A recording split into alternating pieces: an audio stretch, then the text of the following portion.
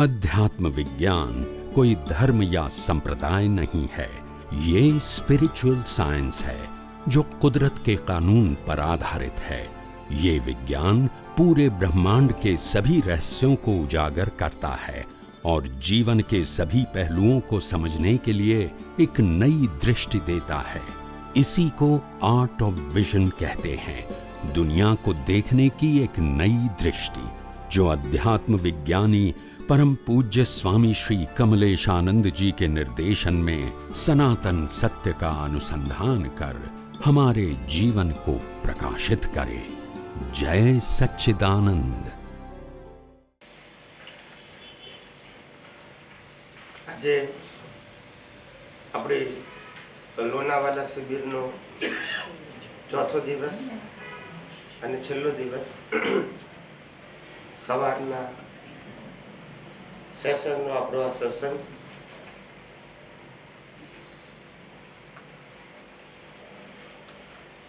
ઘણા બધા મહાત્માઓને જે રીતે હું જોઈ રહ્યો છું એ રીતે મને એમ થાય છે કે મહાત્માઓ તો આનંદ અને ઉલ્લાસમાં છે જ. દરેક મહાત્મા પાસે આ વિજ્ઞાન સમજવાની, ઉપયોગ કરવાની, અનુભવ કરવાની તૈયારી અને તાલાવેલી પણ છે. બીજા વ્યક્તિઓ, અન્ય વ્યક્તિઓ, પડોશી, મિત્ર, સગાવાળા, ફેમિલી મેમ્બર આ વિજ્ઞાન પામે એવો ભાવ પણ છે. અને કેટલાક લોકોએ પ્રયત્ન અથવા પ્રયાસ પણ કરે છે.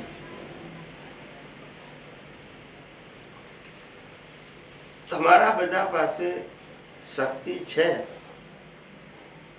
એમાં મને સહેજ શંકા નથી. ખાલી તમારો જે આત્મવિશ્વાસ તે ડગી જાય છે, બસ ત્યાં જ કરેક્શનની જરૂર છે. આ વિજ્ઞાન, આધ્યાત્મ વિજ્ઞાન કુદરતનું હોવાથી કોઈ પણ વ્યક્તિને કહી શકાય. વ્યક્તિનું હોય તો બીજી વ્યક્તિને વાંધો આવે. આ વ્યક્તિનું વિજ્ઞાન, આ સનાતન સત્ય છે, હતું છે અને માટે કોઈ પણ વિચારક વ્યક્તિને આપણે આ કહી શકાય વાતો. અને આ વાતો કહેવી એટલે શું? આ જ વિજ્ઞાનથી એના બધા જીવનના પ્રશ્નોનું એને સમાધાન મળી જાય છે. કોઈ પઝલ રહેતું નથી. મન શાંત થઈ જાય, સ્થિર થઈ જાય.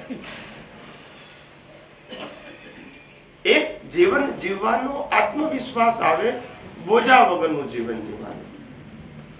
અત્યાર સુધી બોજા વાળું જીવન જીવ્યા. ભૂતકાળમાં શું શું કર્યું હતું, ભવિષ્યમાં શું શું થશે, એના પ્રેશર સાથે જીવતા હતા. આ વિજ્ઞાને ખુલ્લું કરી નાખ્યું કે જન્મથી મોત સુધીનો લાઈફનો પ્રોગ્રામ થઈ ચૂકેલો છે. અને જે રીતે આટલા વર્ષો નીકળ્યા છે એ જ રીતે આગળના સંજોગો કુદરત આપવાનું છે. કોણ આપવાનું છે? શરીર પણ કુદરતે આપેલું છે અને હવા, પાણી, ખોરાક પણ. એટલે આપણે કોઈ જગ્યાએ ટેન્શન લેવું એ સબ્જેક્ટ નથી આવતું. મારી વાત સમજાય છે? શરીર કુદરતે આપ્યું, જીવતું રાખવા માટે હવા, પાણી, ખોરાક કુદરત આપે છે, કર્મ ભોગવવાના સંજોગ કુદરત આપે છે. આપણને પ્રેશર કેમ? સમજાય છે મારી વાત? આપણે આપણો અંદર કંઈક રોલ હોય તો આપણને ટેન્શન થાય.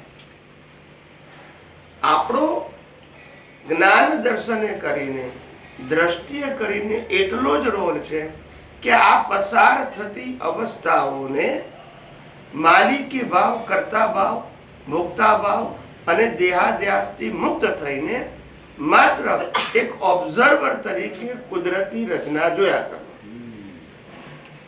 અને અનંત શક્તિવાળા ચેતન અવિનાશી એવા આત્માના લક્ષ્ય સાથે રહેવું. આમાં કઈ કરવા ના કરવાનો વિષય. બોજા મુક્ત જીવન. ગઈકાલે વાત થઈ હતી, આપણું જીવન ક્રમબદ્ધ પર્યાયથી ચાલે છે.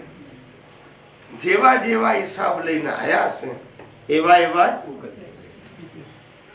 અને ઉકલવા માટેના સંજોગો કુદરત આપશે અને તે શરીરને આપશે. આપણને આપવાની અને શરીર પર પાછું કોનું છે? આપણને ટેન્શન કઈ રીતે હોઈ શકે? જો આ વિજ્ઞાન સમજાય તો.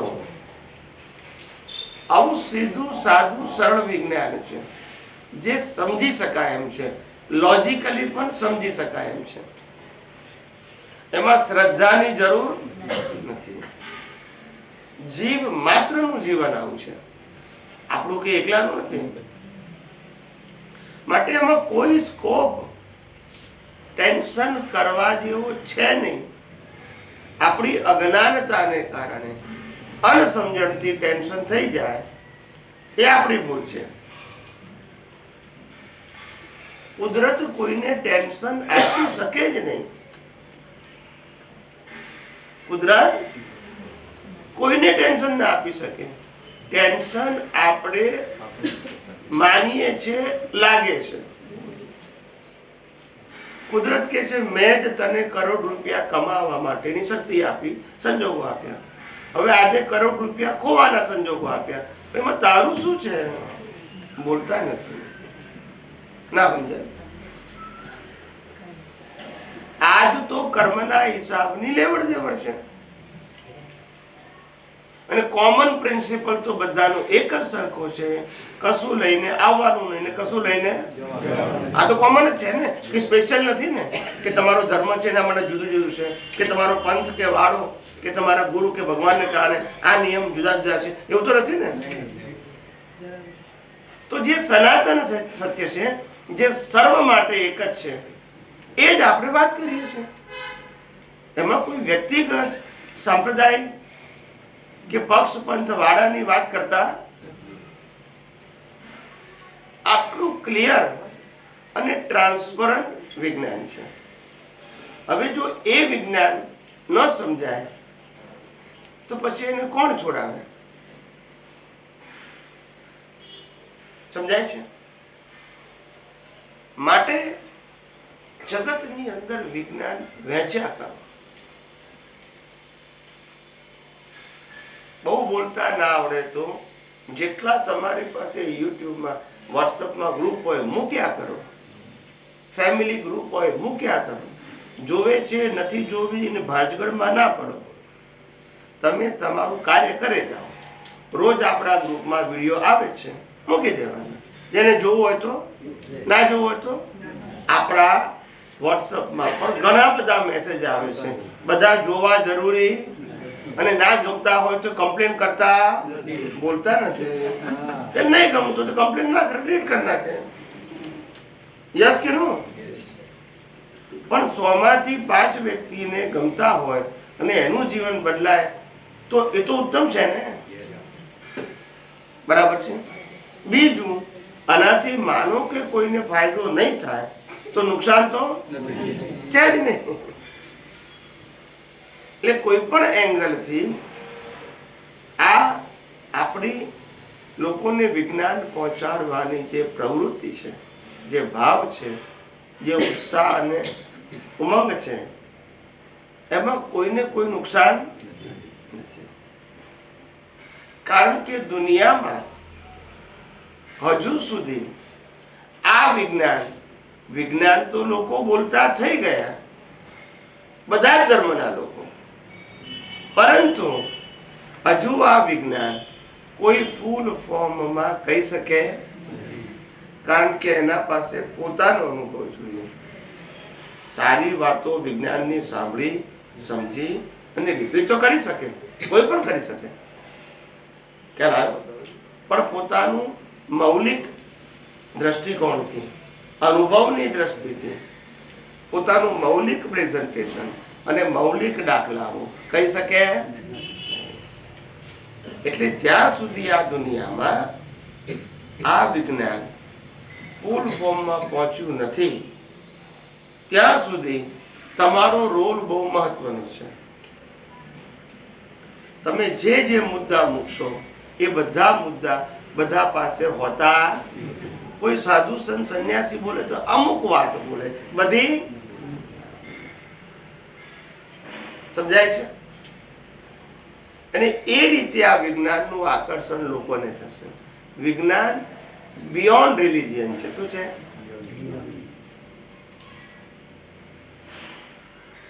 ધર્મથી ઉપર છે, એટલે બધાને ગમશે. એટલે તમે મૂક્યા કરશો, વોટ્સઅપમાં મૂકો, ફેસબુકમાં મૂકો, ઇન્સ્ટાગ્રામમાં મૂકો, મૂકે જ રાખો. બધા પૈસા તો આપવાના નથી. સમજાય છે કે નહીં? કારણ કે જગતને આ વિજ્ઞાનની જરૂર છે. સર્વ સમાધાનકારી વિજ્ઞાન, નિષ્પક્ષપાતી, પક્ષ પંથ અને વાડાથી, ફોર્મેટથી પર વિચાર કરો. સમજાય છે?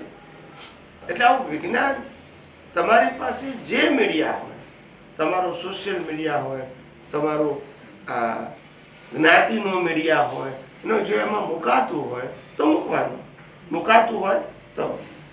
ઘણી વખત એડમિન સિવાય કોઈ મેસેજ ના મૂકી શકે એવું હોય તો ત્યાં ન મુકાય. પણ જે જનરલ ગ્રુપો હોય કે જેમાં બધા લોકો મેસેજ મૂકી શકે એમાં તો મૂકી શકાય. આપણાથી આપણું ફેમિલી ગ્રુપ હોય એમાં મૂકી શકાય, કારણ કે બધા એમાં મેસેજ મૂકી શકે. એટલે આવી રીતે આ મેસેજ મૂકી શકાય. કોઈ પણ ધાર્મિક ગ્રુપમાં મૂકી શકાય, કારણ કે આ તો ધર્મથી ઉપરની વાત છે ને. એમાં આપણે ધર્મ સાથે કોઈ કોમ્પિટિશન, સમજાય છે? બહુ જ. અને ત્યારે આ બધા સાયન્ટિસ્ટોની કિંમત થશે, કારણ કે લોકો જ્યારે સાંભળતા થશે, સમજતા થશે, પછી ખોળશે કે આ સાયન્સ ક્યાંથી મળે. તે વખતે સાયન્ટિસ્ટોની કિંમત થશે.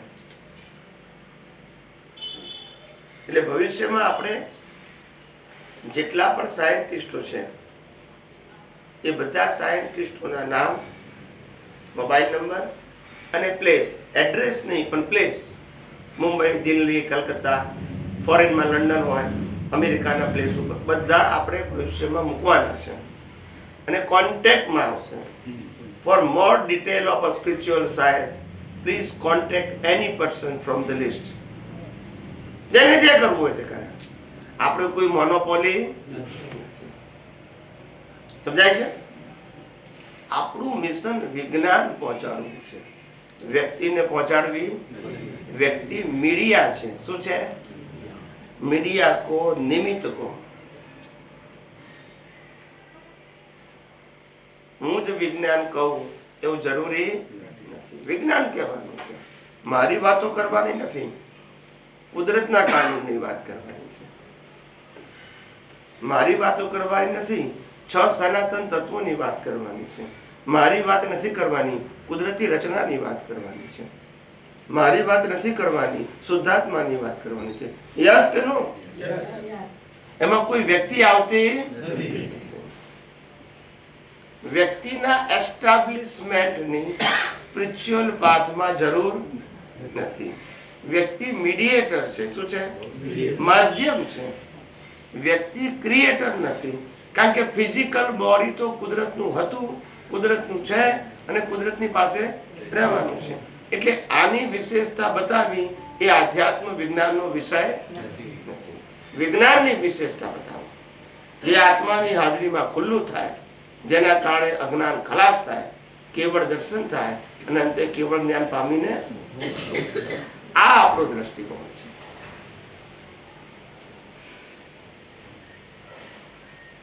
અને ક્યારે કોઈની સાથે વાર્તાલાપ કરવા કરતી વખતે ગભરાવું નહીં, જેવું છે તેવું બે ધડક કેવું. ખ્યાલ આવી ગયો? જે લોકો રિલેટિવ સત્ય બોલતા ખચકાતા ના હોય, આપણે સનાતન સત્ય બોલતા ખચકાવા. ખ્યાલ આવ્યો? ઘણા બધાની એવી માન્યતાઓ શરૂઆતમાં હતી કે બધા વિજ્ઞાન કહેશે. ખ્યાલ આવ્યો? તો પછી જવાબદારી નહીં આવે. બધાને કઈ તો પરમિશન અપાય, એ તો અમુક જ વ્યક્તિને અપાય એમ, જે આપણું ધાર્મિક માં જે પ્રમાણેનું સ્ટેપ હોય છે પ્રમાણે. અમે કીધું કદાચ તમે ધર્મના માધ્યમથી કે તમારે અમુક વ્યક્તિઓનું ઇમ્પોર્ટન્સ આપવું છે અને એની એક વેલ્યુ હોય, કારણ કે એનું જીવન એને ભોગ આપ્યો છે.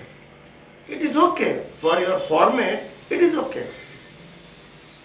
અહીંયા તો ફોર્મેટ સબ્જેક્ટ નથી. તમારા ફોર્મેટમાં આચાર્ય હોય, ઉપાધ્યાય હોય, સાધુ હોય, સાધ્વી હોય, ઇટ ઇઝ ઓકે.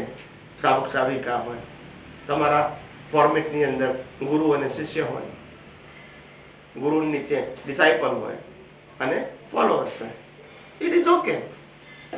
અમને વાંધો નથી એ તમારી સિસ્ટમમાં, પણ અમે એવું કહેવા માંગીએ છીએ જે સહજ અજ્ઞાન લોકોના પાસેથી મેળવ્યું છે, જોઈને, સાંભળીને, વાંચીને, ટીવી, ન્યૂઝપેપર અને આંખોથી જોઈને જે મેં મેળવ્યું છે, આ દુનિયાનું રિલેટિવ સત્ય, એવું આસાનીથી બધાને આપી શકું છું. યસ કે નો? અત્યાર સુધી આપણે એ જ કર્યું ને, જે વાંચ્યું, સાંભળ્યું, જોયું આ સમાજમાં, એ જ આપણે બીજાને શેર કર્યું. ફેમિલીમાં કહો, ફ્રેન્ડ્સમાં કહો, નેબરમાં કહો. ખ્યાલ આવ્યો ને? હવે આપણે આ સનાતન સત્ય અનુભવીએ છીએ, જે છે જ. સમજાય છે? પેલું રિલેટિવ સત્ય રૂપે છે, આ સનાતન સત્ય રૂપે છે. એ જ આપણે દુનિયાને કહીએ છીએ. આપણે શરૂઆતમાં કદાચ ભારે લાગે, શું લાગે? પણ ધીમે ધીમે સમજાશે કે આનાથી જ બધા જ સોલ્યુશન મળશે. આ નિર્વિકલ્પી સાયન્સ છે. કેવું છે? આનો વિકલ્પ ના હોય. આનાથી બીજું સાયન્સ હોય? ધર્મો વિકલ્પી છે. એકની સામે અનેક ધર્મો છે. એક ભગવાનની સામે અનેક ભગવાન છે. એક ગુરુની સામે અનેક ગુરુ છે. એક મંદિરની સામે અનેક પ્રકારના મંદિરો છે. એક મંત્રની સામે અનેક મંત્રો છે.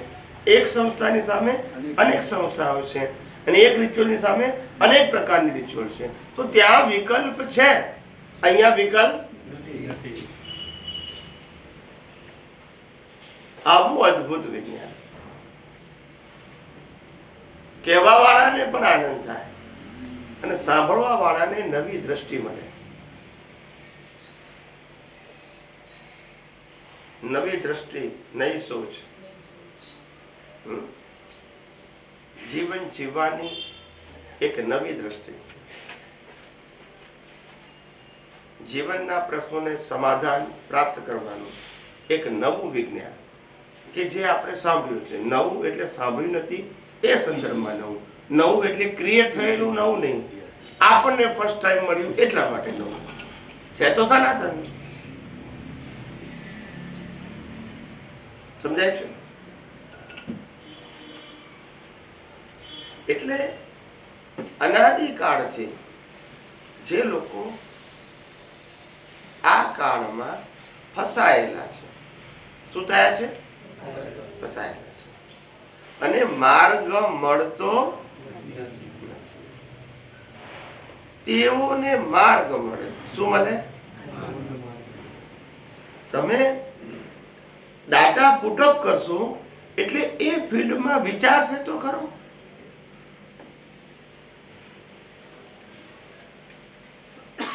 તમે 6 તત્વની વાત કરશો તો વિચારશે તો ખરો. ભલે એક્સેપ્ટ ના કરે. કુદરતી કાનૂનની વાત કરો કે જે જીવ માટે લાગુ પડે છે, દાખલા સાથે કહેશો વિચારશે તો કરો. આ બધું જ દેખાય છે કુદરતી રચના છે. આ જીવન પણ કુદરતી રચના છે. એ તમે એક્સપ્લેન કરશો એક્ઝામ્પલ સાથે. વિચારશે તો કરો. ભગવાનની સાચી પરિભાષા કે જેને નામ નથી, રૂપ નથી, જન્મ મરણ નથી ને પરમેનન્ટ છે, એ ભગવાન કહેવાય. આપણે પુટઅપ કરવાનું. એ વિચારશે કે મારે રામકૃષ્ણ ભાવીને ભગવાન માનવા કે જેનું નામ નથી, રૂપ નથી, જન્મ મરણ નથી, પરમેનન્ટ છે, એવા આત્માને ભગવાન માનવાનું. You have to decide. આપણે એને મુદ્દો તો આપો, વિચાર કરવાનો. એ રામકૃષ્ણ મહાવીર શિવ સ્વામિનારાયણ ભગવાન માને છે, એમાં આપણને વાંધો નથી. પણ આપણે કહીએ કે ભગવાનની ભાષા, ભગવાનની પરિભાષા આ છે, તમે સાંભળો. then you decided કે what is the right and what is the wrong as a actual view point થી તો બરાબર છે, પણ આ વાત બરાબર લાગે છે એકચ્યુઅલ તરીકે, બાય ફેક્ટ તરીકે. તમે પુટઅપ કરશો તો એ વિચારશે ને. સમજાય છે? આ દુનિયામાં કોઈની પાસે શ્વાસ લેવાની સ્વતંત્ર શક્તિ નથી. તમે કોઈને કહેજો તો ખરા, વિચારશે તો ખરો. વિચાર કરવાની, બોલવાની, ક્રિયા કરવાની સ્વતંત્ર શક્તિ નથી. માટે પ્રૂવ કરો તમે એક્ઝામ્પલ સાથે કે વિચાર આવે છે કે કરો છો. વાણી બોલો છો કે સંજોગાધીન બોલવી પડે છે. વર્તન કરો છો કે સંજોગાધીન થઈ જાય છે. વિચારજો બસ. એક્સેપ્ટ કરવાની જરૂર નથી, વિચારજો બસ. તો વિચારજો ખરો ને માણસ. જન્મીએ તારે માતા પિતા, ભાઈ બહેન, ઘર અને ધર્મ નક્કી કરતા અને મરીએ તારે સ્થળ, સમય અને સિચ્યુએશન નક્કી કરતા. આ તો એક્સેપ્ટ થયું છે ને. આવા મુદ્દા કહેશો તો લોકો વિચારશે તો ખરા કે નાઉ વેર ઇઝ અવર ફ્રીડમ. જ્યારે તમે બધા બારણા બંધ કરી નાખશો પુરુષાર્થના, તો પછી પૂછશે તો ખરું, તો પછી પુરુષાર્થ કઈ રીતે કરવાનો? ત્યાર પછી પ્રતિષ્ઠિત આત્માનો શબ્દ આવે. એને પેલા મુદ્દા એવા કરો એને પૂછવાનું મન થાય. ખ્યાલ આવી ગયો? એટલે તમારું પ્રેઝન્ટેશન, તમારો કોન્ફિડન્સ એ બહુ મહત્વનું છે. અને હું કહું છું કે હજારો લાખો લોકો ઝંખી રહ્યા છે. આપણે તો એક નમ્ર પ્રયાસ કરવાનો છે. સમજાય છે? આપણો ભાવ છે. જેમ દાદા ભગવાન કહેતા હતા કે અમે પામ્યા એ જગતના લોકો પામ્યા, એમાં આપણો પણ ભાવ છે કે અમને જે વિજ્ઞાન પ્રાપ્ત થયું, જેનાથી અમને સર્વ સમાધાન પ્રાપ્ત થયું અને મુક્તિનો માર્ગ મળ્યો, એવો અન્યને મળે એવો અમારો ભાવ છે.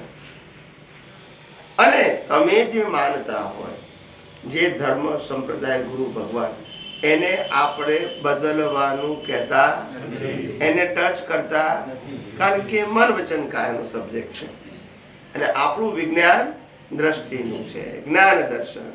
આપણું વિજ્ઞાનમાં મન વચન કાયા સબ્જેક્ટ આવતો, કારણ કે કુદરતી રચના છે ને એ લોકોનો ધર્મ મન વચન કાયાથી પાળવાનું છે. આપણું આધ્યાત્મ વિજ્ઞાન જ્ઞાન દર્શનની દ્રષ્ટિ ઉપર છે. સમજાય છે? એટલે અનાદિકાળથી જે આપણે મૂંઝાયેલા હતા, કન્ફ્યુઝ થયેલા હતા, ને આપણને ખબર પડતી નથી કે આપણે કઈ વસ્તુ છેલ્લામાં છેલ્લી તરીકે ફોલો કરવી. બધી સારી તો લાગે જ છે, પણ છતાંય આપણને આ છેલ્લામાં છેલ્લી છે એવો અહેસાસ થતો. આ વિજ્ઞાન થકી થઈ ગયું કે આનાથી ઉપર કશું હોય, લિમિટ આવી ગઈ. શું આવી ગઈ? અને માટે આપણે આત્મવિશ્વાસ સાથે કહી શકીએ. એવી રીતે ઘણા બધા મહાત્માઓ ને ઘણી બધી વાતો જ્યારે હું સાંભળું છું કે અમે કોઈની સાથે વાત કરી, ફેમિલીમાં, પડોશીમાં, ફ્રેન્ડમાં કે ધાર્મિક ગ્રુપમાં વાતો કરીએ, તો અન્ય ધર્મોના જે લોકો હોય એ પોતપોતાનો ધર્મ આગળ મૂકે વાત કરતી વખતે. જેમ રામને જ માનતા હોય ભગવાન તો રામને આગળ મૂકે, કૃષ્ણને માનતા હોય તો આગળ કૃષ્ણને મૂકે, મહાવીરને માનતા હોય તો મહાવીરને આગળ મૂકે, શિવને માનતા હોય તો શિવને મૂકે, ગમે તેને આગળ મૂકે. એને મૂકવાનો અધિકાર છે, એ લોકો માને છે. આપણે ત્યારે જ કહેવાનું છે કે તમે જેને માનો છો એની સાથે અમને વાંધો નથી, પણ ભગવાનની વ્યાખ્યા સમજી લો બસ. Then after you decide. તમે રામને ન માનો એ આપણો વિષય, પણ તમે ભગવાનની પરિભાષા જાણો ને. ભગવાન is a title of body or ભગવાન is a title of soul. You decide. સમજાય છે? એવું બોલો કે વિચાર કરતો થાય. આપણી વાત એક્સેપ્ટ કરે કે ના કરે ગભરાવાની જરૂર નથી. સમજાય છે? આ દુનિયામાં મારે કોઈને એક્સેપ્ટ કરાવડાવવું છે, that is not my subject. મારે આ દુનિયાનું સનાતન સત્ય જે હું સમજી રહ્યો છું, અનુભવી રહ્યો છું, એ દુનિયાને કેવું છે, એમાંથી જેને જે લેવું હોય તે લઈ શકે, ના લેવું તો કઈ વાંધો નહીં, એ એની સ્વતંત્રતા છે. પણ આપણે જે છે આપણી પાસે એ વેચવામાં શું વાંધો છે? વેચતા નથી. આજે સાધુ સંતો સંન્યાસીઓ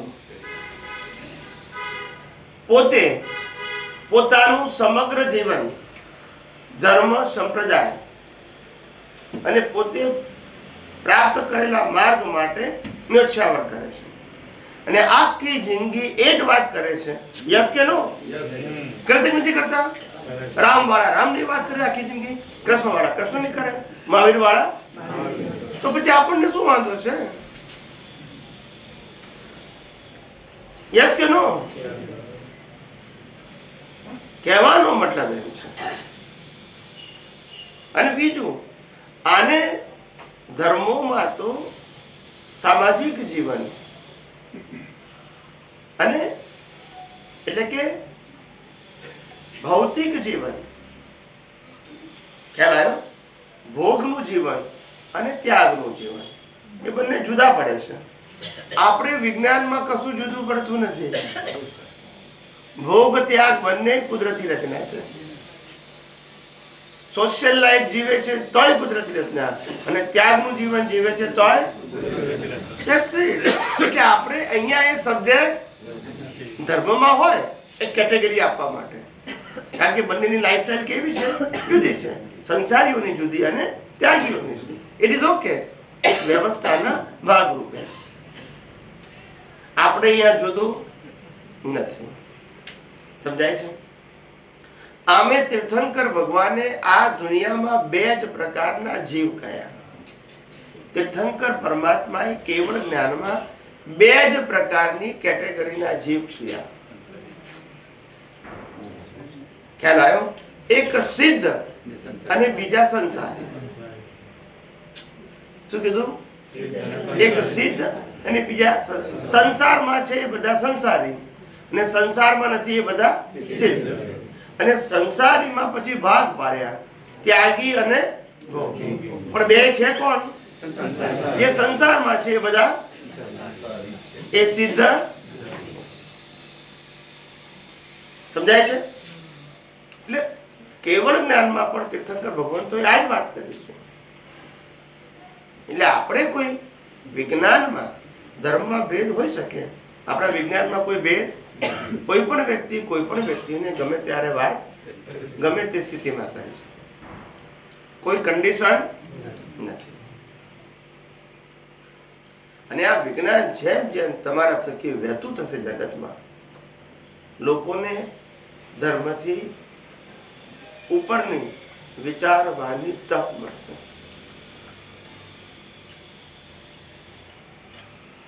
એ તક તમે પૂરી પાડો છો. એ લોકોને ધર્મથી ઉપર કંઈ હોવું જોઈએ એવું માને છે ખરા, પણ એને પ્લેટફોર્મ આપવાનું નિમિત્ત જોઈએ ને કોઈ કે ઉપર છે શું, એ તમારે પ્લેટફોર્મ પૂરું પાડવાનું છે. જેને કારણે ઇન ફ્યુચર ભવિષ્યમાં મેં કીધું તે પ્રમાણે આ અધ્યાત્મ વિજ્ઞાન બહાર પડવું એ વિશ્વમાં ક્રાંતિ છે, ચિનગારી રૂપે ક્રાંતિ છે. કેવી છે? અને ચિનગારીની તાકાત એ આખા જંગલને ભસ્મીભૂત કરી શકે છે. અને આપણા આધ્યાત્મ વિજ્ઞાનની ચિનગારીની તાકાત એ વિશ્વના કરોડો માણસને, અજ્ઞાનને ભસ્મીભૂત કરી નાખે. એવી તાકાત આ વિજ્ઞાનમાં છે. શેમાં છે? સમજાય છે? અજ્ઞાનને ભસ્મીભૂત કરવાની તાકાત, એવી ચિનગારી. અને જેમ જેમ લોકો આ વિજ્ઞાન પામશે, મેં કીધું છે કે ભવિષ્યમાં તમારી કલ્પના નહીં હોય એટલા લોકો આ વિજ્ઞાન પાછળ પાગલ થશે. કારણ કે જે અત્યાર સુધી જે રિલેટિવ સત્યનું જ્ઞાન મળ્યું છે એનાથી એ લોકો બચારા મૂંઝાઈ ગયા છે, કન્ફ્યુઝ થઈ ગયા છે. પણ એને એમ લાગે છે કે અહીંથી પાછું આ સંપ્રદાયમાં પાછું આનું આ, પછી આમાં જઈશ, આનું આ. કોઈ ઉપરની વાત કરતું નથી. એટલે એ લોકો પાસે માર્ગ નથી. શું નથી? અને જેમ જેમ આ વસ્તુ જગત સમક્ષ અનેક નિમિત્તો દ્વારા, અનેક સાયન્ટિસ્ટો દ્વારા જગત સમક્ષ પહોંચશે, ત્યારે જગતના સાધુ સંતો સંન્યાસીઓ પણ આના ઉપર વધારે ડીપમાં સમજવા અને લોકોને સમજાવવા માટે ફોકસ કરતા થઈ જશે. કારણ કે આ વિજ્ઞાનને કોઈ ડિનાય નહીં કરી શકે. સમજાય છે? અને વિચારક માણસ જ્યારે તમે આ વિજ્ઞાન ઓપનલી કહેશો ત્યારે થિંકર પીપલ તરત કહેશે કે વાત તો તમારી સાચી છે, આમાં કોઈ ડિબેટિંગનો કોઈ પ્રશ્ન નથી, સ્કોપ જ નથી. ના સમજાય બની શકે પણ ડિબેટિંગ ના.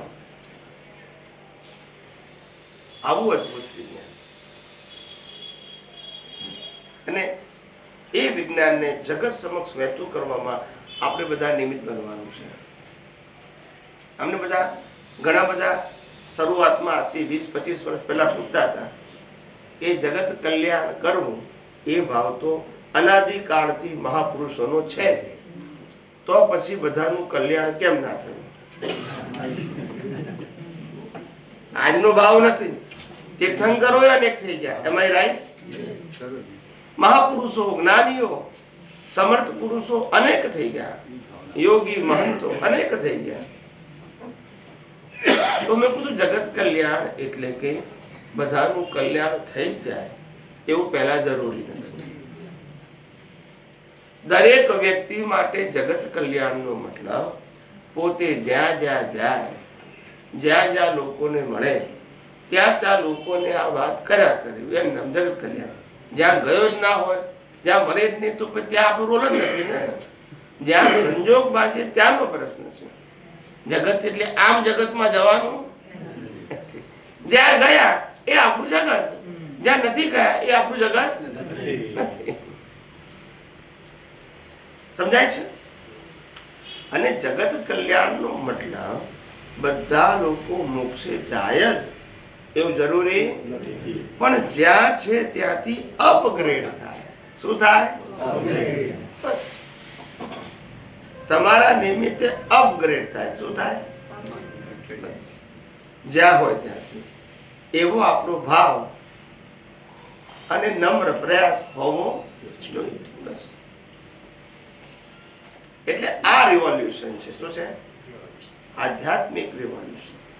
અમે બહુ જ નાના હતા, 7-8 વર્ષની ઉંમરના, ત્યારથી અમારા વિચારો ક્રાંતિકારી. કેવા? આ દુનિયામાં કંઈક નવું કરવું છે. દુનિયામાં બધા કરે છે ટ્રેડિશનલ, પરંપરાગત, એવું નહીં, કંઈક નવું હોવું જોઈએ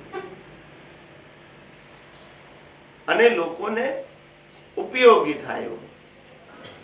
આવો નાની ઉંમરથી ભાવ, ક્રાંતિકારી ભાવ. કેવો? હજારો લાખો લોકોને વાત પહોંચે, એવું કંઈક હોવું જોઈએ. નાની ઉંમરે તો એવું કંઈ ખબર નથી પડતી કે આગળ કેવા સંજોગ આવશે. પણ આ બધી વસ્તુઓ જેમ આપણામાં કહેવત છે કે પુત્રના લક્ષણ પારણામાં અને વહુના લક્ષણ બારણામાં આવે ત્યાંથી ખબર પડી જાય.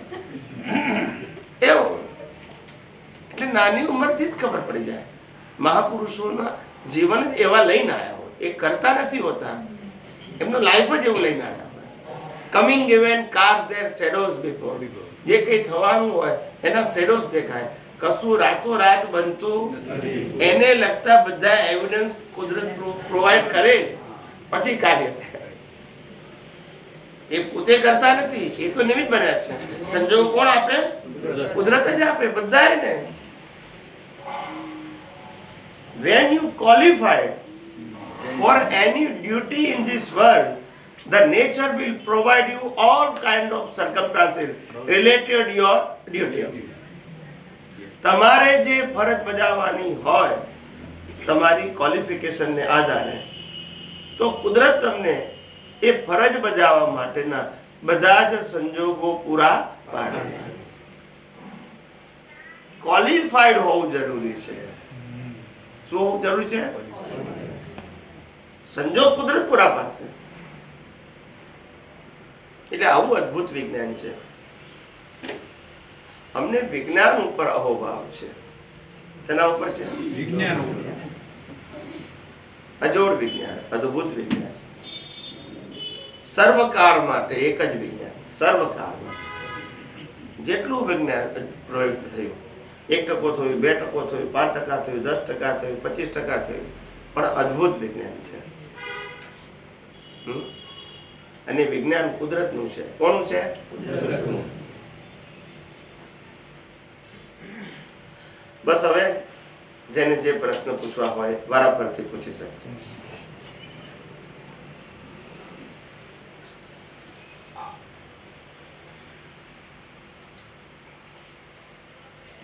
जय सच्चिदानंद स्वामी जी.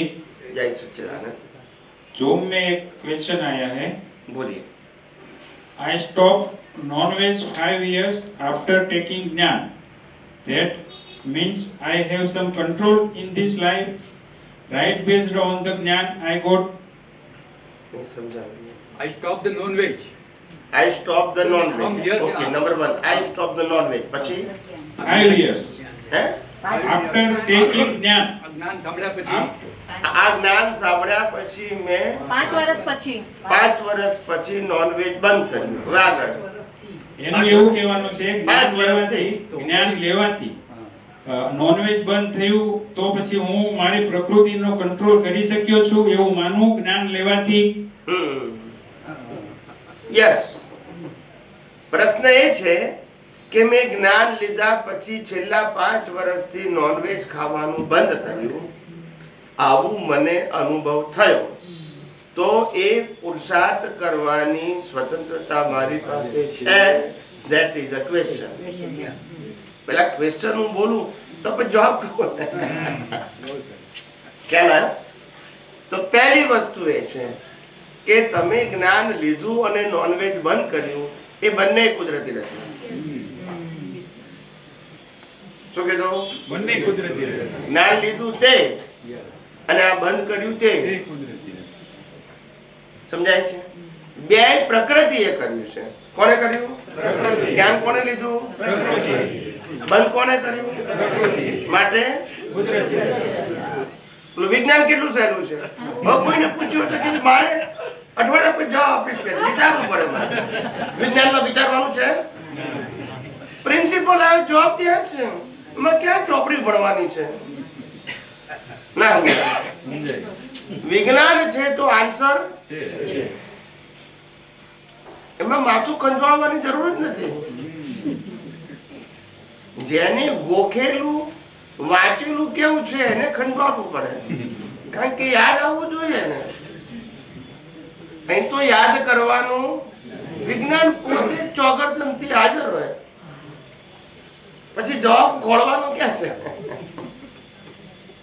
ઘણા લોકોને લાગે, મને શરૂઆતમાં લોકો પ્રશ્ન પૂછતા હતા એવા એવા પ્રશ્ન પૂછે તો બધા આમ ટગર ટગર જુએ, જોઈએ હવે સ્વામીજી જવાબ શું આપે. કે આજે એમની પરીક્ષા થઈ. હું તો સહજ જવાબ આપતો હોય, એકદમ સહજ. મારા માટે કોઈ એક્ઝામ જેવું છે જ નહીં. મને તો વિઝન છે, એમાંથી જે નીકળે સાચું. મારે વિચારીને બોલવાનું, ગોઠવીને બોલવાનું નથી. આ જેવો પ્રશ્ન પૂછ્યો તરત જવાબ નીકળ્યો ને, મેં વચ્ચે ટાઈમ લીધો કે હવે જવાબ શું આપીશ, કઈ રીતે ગોઠવવું, એવું હોય જ નહીં વિજ્ઞાનમાં. આ તો અનુભવીની નિશાની છે સાહેબ. અનુભવી મતલબ છે જ એની પાસે, ફક્ત નીકળવા માટે સંજોગ જોઈએ. શું જોઈએ? સંજોગ જોઈએ. એ પોતે સ્વતંત્ર નથી, છે ખરું, પણ બહાર જ્યારે વ્યક્ત કરવું હોય ત્યારે સંજોગ જોઈએ. જ્ઞાની પુરુષ દાદા ભગવાન પાસે આખું બ્રહ્માંડનું સાયન્સ હતું, અનુભવ સ્વરૂપે હતું, પણ વ્યક્ત કરવા માટે શું જોઈએ? અને સંજોગ ના મળે તો વ્યક્ત કરી શકે નહીં. એટલે વ્યક્ત નથી કર્યું માટે નથી એવું નથી. સમજાય છે ને? એમ અમારી પાસે પણ આખું દર્શન ખુલ્લું હોય, પણ નીકળે કેટલું? સંજોગ હોય એટલું. હવે સંજોગમાં ના પૂછાયું અને મેં ના કહ્યું, તેથી એ વિજ્ઞાન નથી એવું નથી, ના નીકળે. ભગવાન મહાવીરે જેટલા જવાબ આપ્યા ગૌતમ સ્વામીને, એટલું જ્ઞાન હતું, બીજું નથી. જ્ઞાન તો ઘણું બધું હતું, પણ કોઈ પૂછ્યું નહીં તો નીકળે કઈ રીતે? આ સાયન્સ સમજો. એટલે કોઈ વ્યક્તિ આટલું બોલે છે માટે આટલું જ જ્ઞાન છે એવું છે? એની વાણીથી જેટલું વ્યક્ત થયું સંજોગને આધીન એટલું કર્યું. જે ચેપ્ટર કોઈએ ઓપન જ ના કર્યા તો એના આન્સર કઈ રીતે નીકળે? પણ તેથી એ વિજ્ઞાન નથી એવું નથી. બીજો પ્રશ્ન છે ભાઈનો. બોલો. Science and Buddhism says our cells keep dying. Our cells keep dying and reborn every second. Cells every second die થાય છે અને reborn થાય છે. So we must be having some control over next moment. બીજી સેકન્ડે આપણે control કરી શકીએ of the કર્મ forces are not very strong, right? એટલે પ્રશ્ન એ પૂછે છે, પહેલા આપણે પ્રશ્નનું તારણ કાઢીએ પછી જવાબ આપો કે ભાઈ આપણા જીવનમાં જે સંજોગો બને છે, બરાબર છે, એ સંજોગોના ફોર્સને કારણે, તેના કારણે હું એને બદલવા પ્રયત્ન કરું છું. શું છે? સેલ્ફની પર્યાય ચેન્જ થતી જાય. હા, પછી તો એ કે આજે બૌદ્ધિઝમમાં કે છે ને, બૌદ્ધિઝમ કે દરેક ક્ષણમાં પર્યાય ચેન્જ થાય છે, તો કે હું બદલાઈ રહ્યો છું એ પૂછવા માંગુ. અવસ્થા બદલાઈ રહી છે. શું બદલાઈ રહ્યું છે? અવસ્થા બદલાય. આત્માની હાજરીમાં અવસ્થા બદલાય. હું બદલાતો, હું તો કેટાલિસ્ટ છું. શું છું? મારી હાજરીમાં અવસ્થા ઉત્પન્ન થાય, નાશ થાય, ઉત્પન્ન થાય, નાશ થાય, અને એ બધી અવસ્થા માત્ર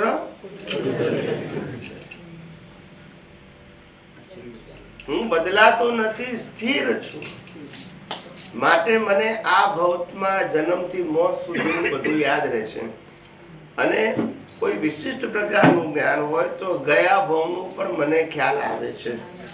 પણ આત્મા તો કેવો છે? સ્થિર છે. આત્મા અવસ્થાએ બદલાતો હોય તો પછી કોણ યાદ રાખે? કોણ યાદ રાખે? અવસ્થાએ આત્મા બદલાતો હોય તો યાદ કોણ રાખે? એ સ્થિર છે અને અવસ્થા પરિવર્તિત છે અને સર્જન અને વિસર્જન વાળી છે. માટે અવસ્થાઓને જોઈ જાણી શકે છે, પ્રકાશી શકે છે. સમજાય છે? એમનું એમ કેવું છે બુદ્ધિઝમમાં કે સેલ્ફ દર ક્ષણે પલટાય છે. તો એમ મેં પૂછવા માંગે છે કે આપણે દરેક મોમેન્ટ પર આપણા કર્મના ફોર્સિસ પર આપનો કંટ્રોલ છે કે નહીં, એમ પૂછવા માંગે. કર્મના ફોર્સિસ ઉપર આપણો કંટ્રોલ નથી, પણ કર્મના ફોર્સિસ જે પાસ થઈ રહ્યા છે એની અંદર જ્ઞાન દર્શન જો સમ્યક છે તો આપણે સ્થિર છે, અને મિથ્યા છે તો આપણે અસ્થિર છે. એ આપણા જ્ઞાન દર્શન ઉપર આધારિત છે, અવસ્થા ઉપર સીધું આધારિત નથી. અને છેલ્લો પ્રશ્ન છે, how will the world benefit by me getting liberated? મારા દ્વારા દુનિયાને કઈ રીતે ફાયદો થાય એમ. How will the world benefit by me getting liberated? હું liberate થઈશ તો થાય તો વર્લ્ડને શું ફાયદો? મારા મોક્ષ થવાથી વર્લ્ડને શું ફાયદો થાય?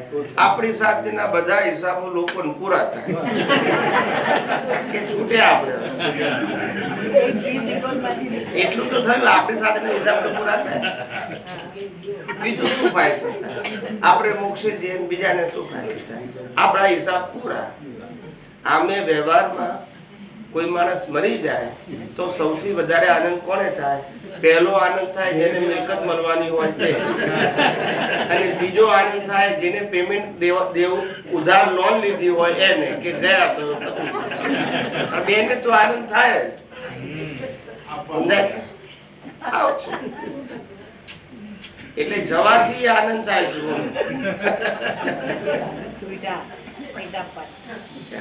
અને આત્માનો વિશેષ ભાવ શું છે? આત્માનો વિશેષ ભાવ એટલે આ રિલેટિવ શક્તિની વેલ્યુ. આત્માનો મૂળ સ્વભાવ એટલે સનાતન સત્યની વેલ્યુ. આત્માનો વિશેષ ભાવ એટલે રિલેટિવ શક્તિની વેલ્યુથી આ ચારે ગતિમાં ફરવું પડે છે. એ વિશેષ, સ્પેશિયલ, નોર્મલ નહીં, એબનોર્મલ. સમજાય છે? આ દુનિયાની વસ્તુમાં માલિકી ભાવ, કર્તા ભાવ, ભોગતા ભાવ અને દેહાદાસ કરો એ વિશેષ જ્ઞાન છે, જરૂરી નથી. એ વિશેષ જ્ઞાન તો ભટકાવે છે, અને સ્વાભાવિક જ્ઞાનમાં આવી ગયો તો મુક્તિ. વિશેષ જ્ઞાન કોઈ બેનિફિટ નથી. સમજાય છે? વિશેષ જ્ઞાન કોઈ બેનિફિટ નથી, પણ સંસારમાં રહેવું છે એના માટે જરૂરી છે. સંસારમાં રહેવું છે એના માટે, સંસારથી છૂટવું છે એના માટે બોજો છે. ખ્યાલ આવ્યો? રિલેટિવ સત્ય તમે જુઓ કે કેટલા લોકોને જ્ઞાન પ્રાપ્ત થાય, હું શુદ્ધાત્મા છું, અને આ બધું કુદરતી રચના છે અથવા વ્યવસ્થિત છે, અને હવે મારે મોક્ષે જવું છે, આ નક્કી થઈ ગયું, નક્કી થયું. પછી એને મગજમાં વિચારો આવે ને બધા ના ગમતા, તો બોજો લાગે કે આ ક્યાં આવે છે, મારે શીખવું છે ને. પછી વાણી બોલવાની આવે તોય બોજો લાગે, ક્યાં મારે બોલવું પડે છે. વર્તન માટે એવું થાય. કેમ કે હવે એને ગમતું નથી. હિસાબ તો પૂરો કરવાનો છે પણ ગમતું નથી. બધું એને લોડેડ લાગે છે. શું લાગે છે? એટલે લોડેડ લાગે છે. એ એક સંક્રમણનો કાળ છે. કેવો છે? અને આ વિજ્ઞાને સંક્રમણ કાળમાંથી તમને કાઢ્યા. કઈ રીતે? તો કે બધી જ અવસ્થાને કુદરતી રચના જુઓ, પછી સંક્રમણ પણ એક સ્ટેજ છે. શું છે? મનોમંથન. છૂટવું તો છે જ, ખ્યાલ આવ્યો ને? પણ છૂટવું એવું નક્કી થયા પછી પણ મન વચન કાયા હજુ એને અનુરૂપ, એટલે મૂંઝવણ થાય છે. શું થાય છે? શું થાય છે? મૂંઝવણ થાય. સમજાય છે? એટલે એ સારી સ્થિતિ છે, ખરાબ છે નથી કહેતો. એમાંથી પછી આગળથી એને યથાર્થ રસ્તો મળે. આ એક સ્ટેપ તો છે જ, મનોમંથન. સ્વામીજી, આપણે આગળનો જે સવાલ હતો ને, નોન વેજ છૂટી ગયું. જય સચિદાનંદ જય સ્વામી. સચિદાનંદ. આગળનો જે સવાલ હતો નોન વેજ છૂટી ગયું ને, એમાં આપણે પાસે જે આન્સર મળ્યો કે એ પણ કુદરતી રચના, આ કુદરતી રચના. તો હવે લોકો ધર્મમાં એમ આન્સર આપી દે કે એ નિમિત્તિક કારણ છે એમ કીધું. એટલે નિમિત્ત કારણે લોકોના પ્રતિષ્ઠિત આત્મામાં એમ ઘૂસી ગયું કે નિમિત્ત કંઈક કરે છે અને નિમિત્ત પાસે માગવામાં મિથ્યાત્વનું પોષણ થતું રહે છે, અને એમાં જીવ પછી અટવાતો રહે છે. આ જો એને મળી જાય કે આવી આ પણ છે કુદરતી રચના, આ કુદરતી રચના છે, તો મને લાગેલું કે ભગવાનને પૂજે ને ઓલું પૂજે છે ખોટી રીતે, એ નીકળી જાય. તો પછી આ પછી ગુરુઓની હા અને દુકાન કેમ છે? ગુરુઓની અને માતાજીઓની દુકાન બંધ થઈ જાય છે કે હવે ત્યાં જરૂર આપણે પિતાજી પાસે સારા છે. હા તો શું થાય પછી? એ ગુરુઓ પાસે કોણ જાય? જો કુદરતી ના દેખાય તો પછી કોણ જાય? એવું છે. એ તો આ વિજ્ઞાન તો જેમ છે તેમ ખુલ્લું કરે એમ થાય. જય સચ્ચિદાનંદ સ્વામી. નાની ભગવાન તો શું કે છે કે આ દુનિયા અંધારામાં ચાલે છે. અંધારું એટલે અજ્ઞાન. અંધારું એટલે લાઈટ નહીં, અજ્ઞાન. જેને જ્ઞાન થઈ ગયું એ આ દુનિયામાં રહે જ નહીં, બધું પોલમ પોલ. બધું પોલમ પોલ છે સાહેબ. તમે એક દાખલો ઇતિહાસમાં હિસ્ટ્રી બની ગયેલી છે અને એ રાજા હતા, રાજા ભર્તુહરિ. એનું વૈરાગ્ય શતક લખ્યું છે. અમે લોકો ત્યાં એની સમાધિ ઉપર જઈ આવ્યા. ઉજ્જૈનમાં. હે? ઉજ્જૈન. ઉજ્જૈન નહીં, અહીંયા છે આપણા અલવર પાસે. અલવર થી 40-50 કિલોમીટર દૂર અમે ગયેલા. ઇન્ટિરિયર જંગલ એરિયા છે. ઉજ્જૈનમાં કેવું છે એમને? એમની બીજું હશે કંઈક મંદિર હશે. કેવું છે? આ તો સમાધિ છે. ત્યાં એમને તપ કર્યું હતું ને કેવું છે ત્યાં? એવું હશે. અહીંયા સમાધિ છે એમની ને કુદરતી પાણીનું ઝરણું છે ને બધું છે ત્યાં આગળ. હિસ્ટોરિકલ બધી વસ્તુઓ છે. તો એની અમે કેસેટ સાંભળી હતી. નાની ઉંમરમાં કદાચ એના વિશે સાંભળ્યું હશે પણ એ વખતે કેવું એટેન્શન નહોતું. પણ હમણાં એટલે લગભગ આ 10 વર્ષ પહેલા અમે સાંભળ્યું ત્યારે અમને ખબર પડી કે આ સમાધિ શતક જે એમને લખ્યું છે પુસ્તક, એક રાજા ને વૈરાગ્ય કઈ રીતે આવ્યો. શું કીધું?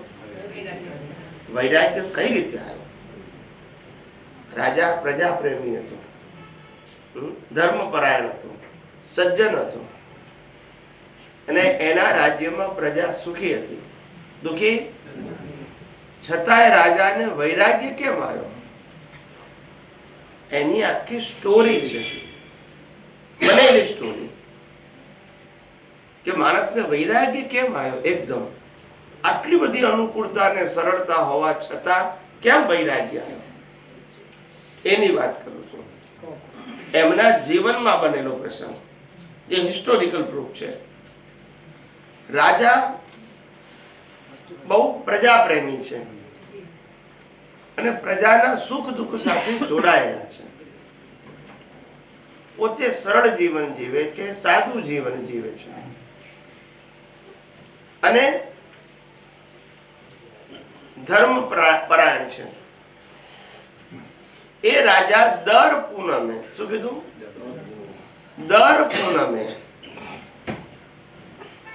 દાન આપ્યા કરે છે. શું આપે છે? જે આવે બધાને દાન આપવાનું દર પૂનમે. આ નક્કી. પ્રજા આવે, કોઈ ત્યાગી આવે, સાધુ આવે, સંન્યાસી આવે, સંત આવે, બધાને આપવાનું. તે રાજા બધાને દાન આપે છે. એક દિવસ એક સમર્થ સંન્યાસી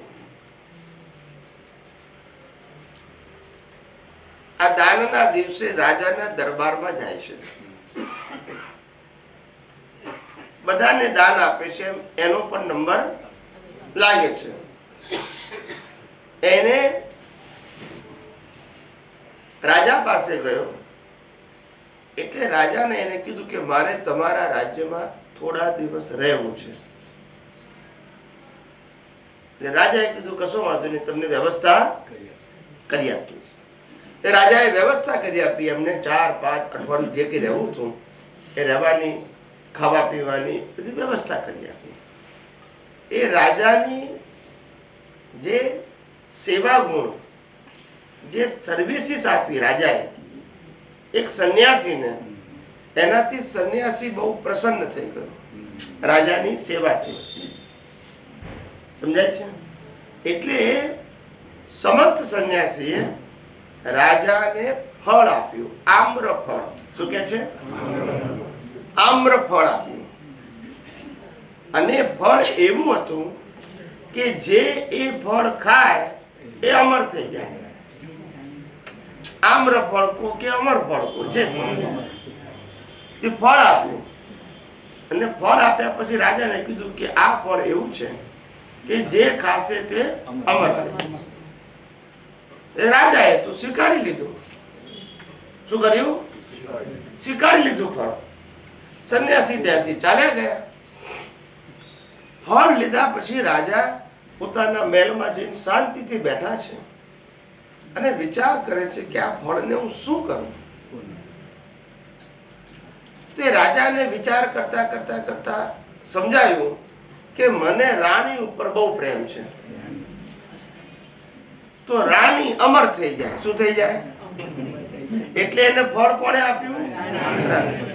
અને રાણીને કહ્યું કે ભી આ ફળનો મહિમા આવો છે અને મને ભાવ છે કે તું અમર થઈ જાય એટલે તને આ ફળ આપું છું. રાણીએ ફળ સ્વીકારી લીધું. સ્વીકાર્યા પછી રાણી વિચાર કરે છે પોતે ઝરૂખામાં બેઠા બેઠા કે હવે આ ફળ ખાવામાં તો અમર થઈ જવાય, પણ મને કોના માટે પ્રેમ છે? પ્રેમ કો કે રાગ કો?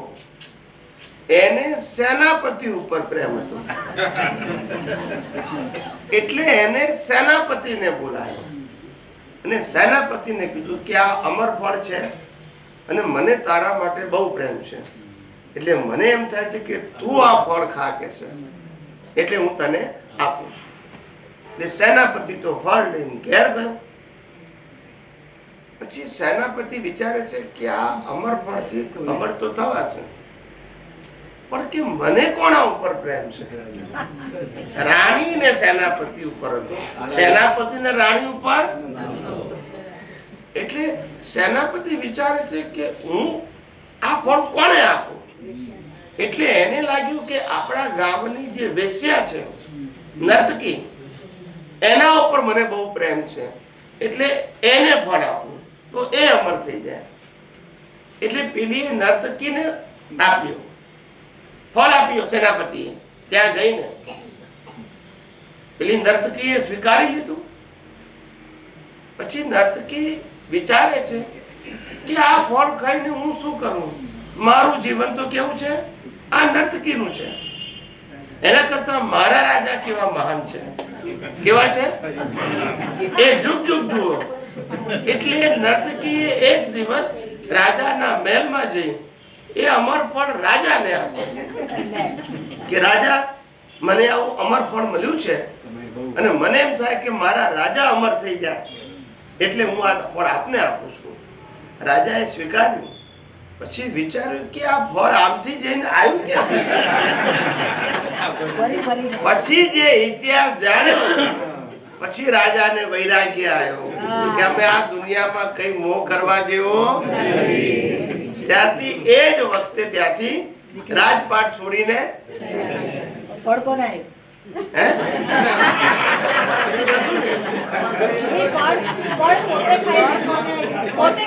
ગીતાબેન ને જોઈએ છે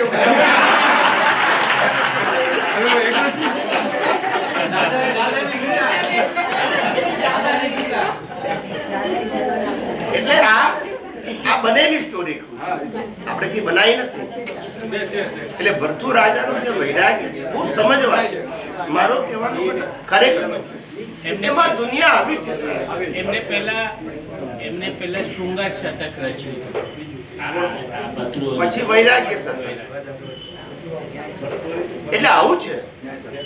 વિચાર કરો માણસ કેવો વૈરાગ્ય આવે છે. ये तो पूरा कुदरती रचना ही है ना जो ये हो गया. नहीं, इसमें स्टोरी क्या है कि हमको व्यक्ति या वस्तु के ऊपर मोह की जरूरत नहीं.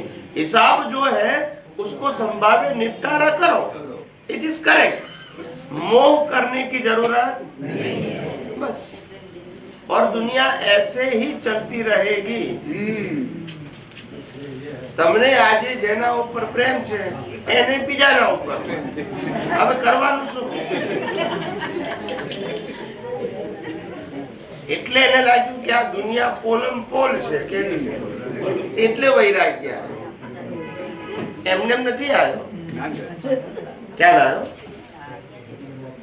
બાકી રાજા તો ધર્મ પ્રેમી હતા, બીજું કોઈ તકલીફ હતી, પણ એને ખ્યાલ આવ્યો કે વાસ્તવમાં દુનિયા આવી છે. આ રહસ્ય ખબર પડી, આ પ્રોસિજર થી રહસ્ય ખબર પડી કે દુનિયા આવી છે. આમાં શું મોહ કરવા જેવું? કોઈ કોઈને આ તો હિસાબથી ભેગા થયા છે. ખરેખર મોહ છે, ખરેખર રાગ છે એવું છે? હિસાબથી ભેગા થયા છે હિસાબ પૂરા કરવા માટે. બાકી પછી પેલા ક્યાં જાય ને પેલી ક્યાં જાય કોઈને ખબર માટે કીધું કે આપણે આ દુનિયામાં સંભાવે નિકાલ કરવા માટે આવ્યા છે, નવા હિસાબો બાંધવા માટે. અને જેને જ્યાં હિસાબ બાંધવો હોય બાંધે, એ દરેકનો વ્યક્તિગત સબ્જેક્ટ છે. આપણે આ માયાની જાળમાં પડવા જેવું નથી. ડુંગરા દૂરથી રણિયામણા, ખ્યાલ આવે? આ ત્યારથી શબ્દ આવ્યો દૂરદર્શન. નજીક જવું જ નહીં. બોલો પ્રભુ. જય સચ્ચિદાનંદ સ્વામીજી. જય સચ્ચિદાનંદ. તો એક ઇન્દ્રિયથી પહેલા મનુષ્ય ભાવ સુધી બટ નેચરલ પ્રોસેસ છે. પહેલા મનુષ્ય ભાવની ડિઝાઇન કુદરતે બનાવી છે. હા, તો કુદરત પાસે બુદ્ધિ છે. કુદરતને આપણે જળ કહીએ છીએ. તો એટલી અદ્ભુત ડિઝાઇન જે કોઈ પણ વૈજ્ઞાનિક કોઈ પણ પાર્ટ્સ અત્યાર સુધી હજી સુધી બનાવી શક્યું નથી, એક લોહીનું ટીપું પણ બનાવી શક્યું નથી. તો એ કુદરત પાસે બુદ્ધિ છે એવું સમજવું છે. પહેલી વસ્તુ એ કે કુદરત પાસે કોઈ પ્રકારનું જ્ઞાન નથી. એ જડ છે અને મિકેનિકલ છે. કેવું છે? મિકેનિકલ છે. અને મિકેનિકલ હોવાથી એની પાસે જે લો છે, નેચરલ લો, એ પ્રમાણે કામ. બુદ્ધિ નથી. બુદ્ધિમાં પ્રોફિટ એન્ડ લોસ આવે, લાભ અને નુકસાન આવે, મેળવવાનું ગુમાવવાનું આવે. આમાં એવું હોતું નથી. કેમ નથી? ખ્યાલ આવ્યો? હા, આ મિકેનિકલ છે. કેવું છે? મિકેનિકલ છે. ઓટોમોડ સિસ્ટમ. અને સૈદ્ધાંતિક પાછું. કેવું? સૈદ્ધાંતિક. એટલે માણસનું શરીર આવું જ હોય એમ. It's a fix design. બરાબર. કરોડો માણસ બને તો એક જ ડિઝાઇન, એક જ સિસ્ટમ. ઈ પહેલી ડિઝાઇન બની એટલી અદ્ભુત, તો એ બુદ્ધિ વગર કેમ બની એટલો એ પ્રશ્ન ઉભો થાય છે. આ બુદ્ધિથી નથી બની, આ ઇવોલ્યુશન માંથી બની. કેવી બની? ઇવોલ્યુશન થી. કે પહેલા એક ઇન્દ્રિય, પછી બે ઇન્દ્રિય, પછી ત્રણ ઇન્દ્રિય, પછી ચાર ઇન્દ્રિય, પછી પાંચ ઇન્દ્રિય. એ ગ્રો છે. જીવનો શું છે? વિકાસનો ક્રમ. અને પછી એને મનુષ્ય મળ્યું એટલે પાંચ ઇન્દ્રિય પ્લસ બુદ્ધિ મળી. બુદ્ધિ મળી. ખ્યાલ આવ્યો? બરાબર. એ બુદ્ધિ મળી પહેલી વખત મનુષ્ય ભાવમાં, ત્યાં સુધી કુદરતનો રોલ. બરાબર. કોનો રોલ? કુદરતનો. Law of evolution of creatures. Law of evolution of creatures. જીવનો જીવનો. વિકાસનો ક્રમ. વિકાસનો ક્રમ. મનુષ્યમાં આયા પછી મનુષ્ય નક્કી કરશે કે મારે નેક્સ્ટ લાઈફ કેવું જીવવું છે. બરાબર. નાઉ they decided because now they have a બુદ્ધિ. બુદ્ધિ. સમજાય છે? બરાબર. એટલા માટે ત્યાર પછી કુદરત કહેશે કે હવે એ જે નક્કી કરશે એ પ્રમાણે એને ફળ મળશે. બરાબર. ફળ અમારે આપવાનું, પણ એને શું જોઈએ છે? નીચેને નાખવાનું. સમજાય છે? હા. એ જે કે મારે ફળ આપવાનું, કુદરત કે છે અમારે રાગદ્વેષ નથી. એને પહેરવું હોય તો એવા સંજોગો આપીએ, અને કુંવારા રહેવું હોય તો એવા સંજોગ. અમને વાંધો નથી. અમે તો જે માગે એ આપીએ છીએ. શું કીધું? માંગે એ આપીએ છીએ. બસ. પછી ડિમાન્ડ છે. ઓટોમોડ સિસ્ટમ. તમે એને સારું ખરાબ દુનિયાના લોકો કહી શકો. કુદરતની ભાષામાં સારું ખરાબ નથી. કુદરતની ભાષામાં હિંસા અહિંસા નથી. આ લૌકિક ભાષા છે. કઈ ભાષા છે? લૌકિક ભાષા છે. અનંત જીવો જન્મે છે એકેન્દ્રિય, અનંત જીવો ક્ષણે ક્ષણે મરે છે. તો શું એને હિંસા કહેવાની? ના. બોલતા નથી. અનંત જીવો આપણા શરીરમાં શ્વાસમાં આવે છે અને મરે છે. અનંત જીવો પાણીમાં લઈએ છે અને મરે છે. અનંત જીવો વનસ્પતિથી ખાઈએ છે અને મરે છે. અનંત જીવો આ જે કપડા બનાવીએ છે એ કોટન થી મરે છે. યસ કે નો? યસ. અનંત જીવો આ ફર્નિચર બનાવીએ છે એનાથી મરે છે. પંખાથી મરે છે, ઇલેક્ટ્રિક થી મરે છે, ફ્રીજ, વોશિંગ મશીન, એસી, હીટર થી મરે છે. ખ્યાલ આવ્યો? હવે એને આપણે અહિંસક કહેવાનું? હિંસક કહેવાનું? શું કહેવાનું? એટલે તમારી લૌકિક ભાષા છે. કઈ ભાષા છે? કુદરતની ભાષા. અહિંસા, અહિંસા કશું છે નહીં. ચોરી, ના ચોરી. ખ્યાલ આવ્યો? બ્રહ્મચર્ય, અબ્રહ્મચર્ય, પરિગ્રહ, અપરિગ્રહ એવું છે નહીં. માણસ પોતાની સગવડ પ્રમાણે જે કરવું હોય કરે. બરાબર. સમજાય છે? એ લૌકિક ભાષા છે. કઈ ભાષા છે? લૌકિક ભાષા. કુદરતની ભાષા નથી. કુદરત એ જ કે છે કે આ દુનિયામાં તારે કઈ પ્રાપ્ત કરવું હોય, મેળવવું હોય, રિયલાઇઝ કરવું હોય તો બીજ નાખ, ફળ મારે આપવાનું. બરાબર. અને આ દુનિયામાં કશું જ ના જોઈતું હોય તો બીજ ના નાખ તો દુનિયામાંથી છૂટા. ના સમજાય? નાટક પૂરું. હું જન્મ કેવી રીતે આપું? ક્યાં આપું? શેનો આપું? આ સીધો સાધો નિયમ છે. બાકી બધા નિયમો માણસે પોતાની સગવડતા માટે બનાવ્યા. અમે જૈન ધર્મમાં આચાર્ય ભગવંતોને કીધેલું કે 5 મહાવ્રતને મોક્ષ સાથે કોઈ લેવા દેવા નથી. બરાબર છે. પ્રશ્ન એ બરાબર છે, સિદ્ધાંતિક છે પ્રભુ. ઉત્તમ પ્રકારના મનુષ્ય માટે 5 મહાવ્રત જરૂરી છે. ત્યાગી માટે 5 મહાવ્રત જરૂરી છે. મોક્ષને, આત્માને કોઈ લેવા દેવા નથી. પણ સારું જીવન જીવવા માટે જરૂરી છે. Human life. યસ. પણ અનુભવી જ્ઞાની પુરુષ એવી પ્રકૃતિ ઉત્તમ પ્રકારની લાવ્યા છે એટલે બધા મહાત્માઓને પ્રશ્ન થાય વારંવાર. અમે લાયા હોય પણ હવે એ જે લઈને આયા હોય સાચી. અમે ક્યાં ઘડી આ પ્રકૃતિના ગુણગાન કરીએ છીએ? અમે ગુણગાન કરતા હો તો બરાબર છે. અમે ગુણગાન કરીએ છીએ? કરીએ તો કોઈ નહીં. તો પછી ખ્યાલ આવ્યો? બરાબર છે. પરમાણુ પ્રસવ ધર્મી છે તો એ પહેલા મનુષ્ય ભાવ સુધી જ ગણવાનો, પછી તો ભાવ કરીએ એ પ્રમાણે ખેંચાય છે ને? ના. પરમાણુ પ્રસવ ધર્મી નથી, પ્રકૃતિ પ્રસવ ધર્મી છે. પ્રકૃતિ પ્રસવ ધર્મી. તમે ભૂલ કરો, મારે નહીં કરાય. તમે ગમે ત્યાંથી લાયા, મારાથી નહીં બોલાય. હું બોલું તો રજીસ્ટર્ડ થઈ જાય. પ્રકૃતિ પ્રસવ ધર્મી છે. મારે બોલવામાં ભૂલ પડી. પ્રકૃતિ પ્રસવ ધર્મી છે એટલે એકમાંથી બીજો જન્મ, બીજામાંથી ત્રીજો, ત્રીજામાંથી ચોથો, એમ પ્રસવ ધર્મી. એક જન્મ બીજા જન્મને જન્મ આપીને પછી મરે છે. બીજાને જન્મ આપીને પ્રસવ ધર્મી. સમજાય છે? એવું ક્યાં સુધી અજ્ઞાન છે? યસ. અજ્ઞાન ન હોય તો પછી પરમાણુ ખેંચાય જ નહીં ને, પછી મોક્ષ. પણ જ્યાં સુધી અજ્ઞાન છે ત્યાં સુધી પ્રકૃતિ પોતે જ પ્રસવ ધર્મી છે. એટલે એક જન્મમાંથી બીજો જન્મનું બીજ નાખીને જ જાય, બીજા જન્મમાંથી ત્રીજાનું બીજ એમ ચાલ્યા જ કરે. એનો ગુણધર્મ છે. અજ્ઞાન છે તો પ્રકૃતિ હું પ્રકૃતિ છું તો એ પ્રસવ ધર્મી છે. બરાબર.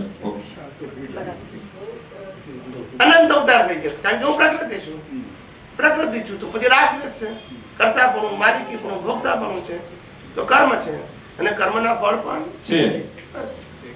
એટલે પ્રકૃતિ પોતે સ્વભાવથી પ્રસવ ધર્મી છે.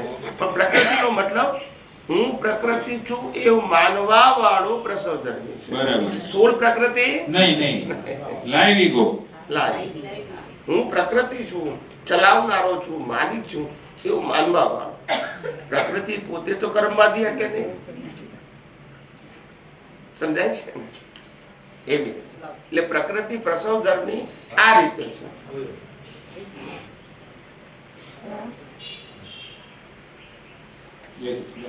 જય સચ્ચિદાનંદ.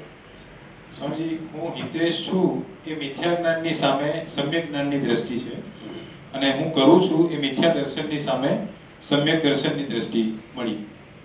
તો મિથ્યા મૌલ્યની સામે કોઈ અલગથી ઉપયોગ રાખવાનો રહ્યો ખરો? મોહ એટલે શું? આ દુનિયામાં મિથ્યા જ્ઞાન મિથ્યા દર્શન કેમ છે? મોહને કારણે. શેના કારણે? મોહને કારણે. કેમ? તો કે આ દુનિયામાં સુખ છે. શું છે? વસ્તુ, વ્યક્તિ, સાધનો, અવસ્થાઓમાં શું છે? એ મારે શું કરવું છે? મેળવવું છે.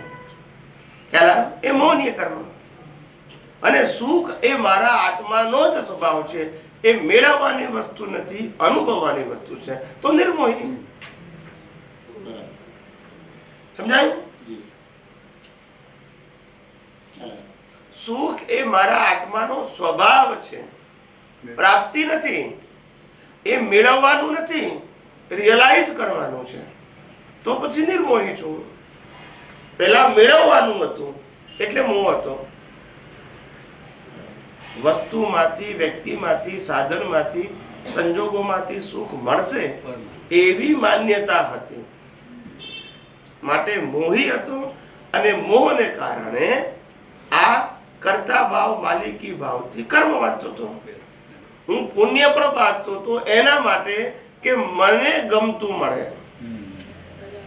હું પાપ એટલા માટે નતો કરતો કે મને ગમતું ના ગમતું ના મળે. અને પાપ થતું હતું તો પ્રાયશ્ચિત પણ એટલા માટે કરતો હતો કે ના ગમતું મળે. બધામાં સેન્ટર પોઈન્ટ હતો મોહ. ગમતું મળે બસ. સમજી ગયા? એ ભ્રાંતિ હતી.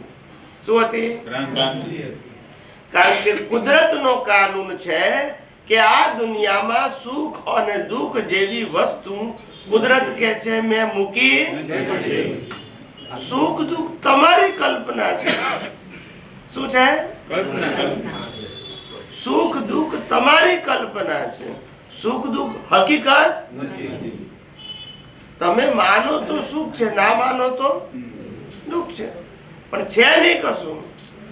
ખ્યાલ આવ્યો? ભિખારીને 10 રૂપિયા આપીએ મંદિરની બહાર તો સુખ. એ જ મંદિરની બહાર કોઈ BMW 10 રૂપિયા આપીએ તો દુઃખ. બોલતા નથી. કોણે આપ્યું? માન્યતા. ખ્યાલ આવ્યો? બિલ્ડર મકાન વેચે તો સુખ, પેલો ખરીદે તો સુખ. હવે બેમાંથી કોણ સાચું એ ખબર નથી. બોલતા નથી. ઝવેરી કે છે હું જ્વેલરી વેચું તો શું, બહેનો કહે છે અમે પહેરીએ તો શું. હવે કોણ સાચું એ જ ખબર નથી. બોલતા નથી. સમજાય છે? ખ્યાલ આવ્યો? સંસારી જીવો કે છે પૈણવામાં શું, આ લોકો કે છે ત્યાગમાં શું. કોણ સાચું એ જ ખબર નથી. હવની પોતપોતાની માન્યતાઓ. ધર્મગુરુ કે છે બ્રહ્મચર્યથી મોક્ષ છે અને 24 માંથી બધા જ પરણેલા હતા. બોલતા નથી. રામકૃષ્ણ મહાવીરે પરણેલા, દાદા ભગવાને પરણેલા. ખ્યાલ આવ્યો? ખાલી આપણે જ બ્રહ્મચર્ય પાડવાનું, એ બધા પરણીને ગયા. એટલે આ બધી તમારી વ્યક્તિ બ્રહ્મચર્ય ખરાબ છે એવું નથી કહેતો. બ્રહ્મચર્યને મુક્તિ સાથે ના જોડો. It is connected with your physical, social and religious life. It is okay. But it is not concerned with the spiritual life. Spiritual life is beyond than social and religious life. આટલું સમજો. પાંચે મહાવ્રત સામાજિક અને ધાર્મિક રીતે શ્રેષ્ઠ છે. આધ્યાત્મમાં કોઈ લેવા દેવા આ કહેવા માંગીએ છીએ. સમજાય છે મારી વાત? એટલે બધાએ આપણને ધર્મગુરુએ ઇનડાયરેક્ટલી મિસગાઈડ કેવી રીતે કર્યા કે ધર્મના માર્ગને મુક્તિનો માર્ગ બતાવ્યો.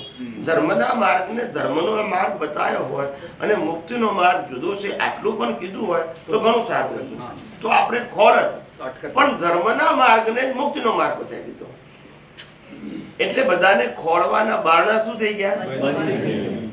અને પછી મુજાયા. શું થયા? હવે જાય ક્યાં પછી? તમારી પાસે.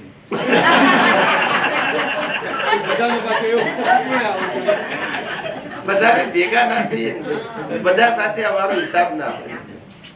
એક કન્સર્નમાં સ્વામીજી ક્વેશ્ચન છે કે મોક્ષ વાણીના પુરુષાર્થે કરીને જ્ઞાની પુરુષથી આગળનું કંઈ મળી શકે ખરું?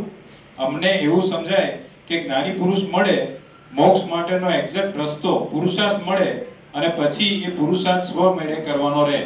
Is it okay? છેલ્લે પછી તીર્થંકર તો જોઈએ, છેલ્લે તીર્થંકર, જ્ઞાનીથી ઉપર તીર્થંકર, બીજું કોઈ ના હોય, છેલ્લે તીર્થંકર જોઈએ. પણ તીર્થંકરમાં કેવળ જ્ઞાન માટે, ત્યાં પુરુષાર્થ નથી કરતો. પુરુષાર્થનું બધું બતાવી દે અનુભવી જ્ઞાન. છેલ્લે તીર્થંકર ની હાજરીમાં કેવળ જ્ઞાન, દર્શનથી.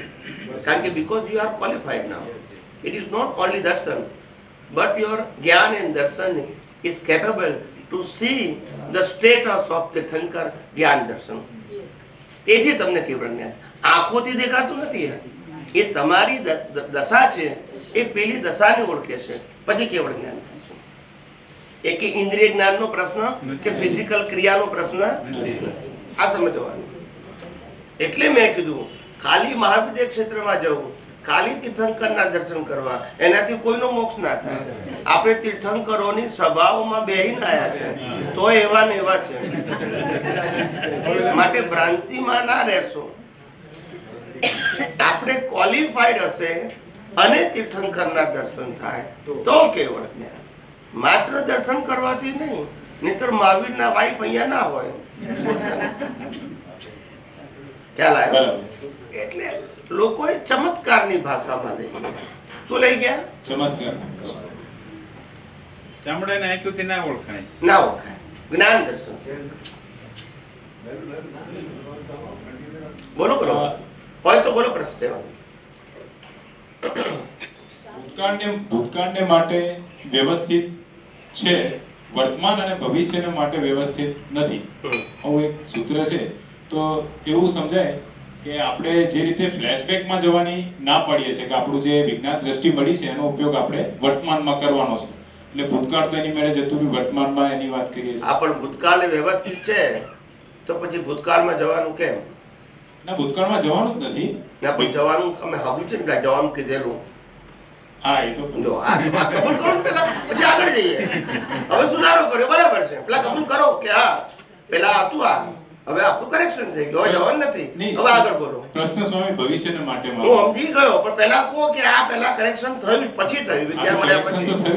નહીં તો પેલા તો તમારે ખોતરીને જવાનું ભૂતકાળમાં જ રહેતા હતા એમ કહી શકાય. તો પછી એમાંથી આ બહાર નીકળ્યા, આ વિજ્ઞાનને બહાર કાઢ્યા. હવે પ્રશ્ન સ્વામીજી ભવિષ્ય માટે થતો છે કે આપણે ભવિષ્યને વ્યવસ્થિતમાં ના પાડીને જે તે આપણે જે રીતે ફ્લેશબેકમાં જવા ના પડીએ એ રીતે ભવિષ્યમાં પણ જ્ઞાન દ્રષ્ટિ આપણે જે એની માટે નથી વાપરતા, એટલે ભવિષ્ય માટે બી આપણે દ્રષ્ટિનો ઉપયોગ કર્યો, વિજ્ઞાન દ્રષ્ટિનો. એવું થયું ને? ના, વિજ્ઞાન તો વર્તમાનમાં રહેવાનું જ કહે છે. ભૂત ભવિષ્ય સબ્જેક્ટ જ રાખતું નથી વિજ્ઞાન.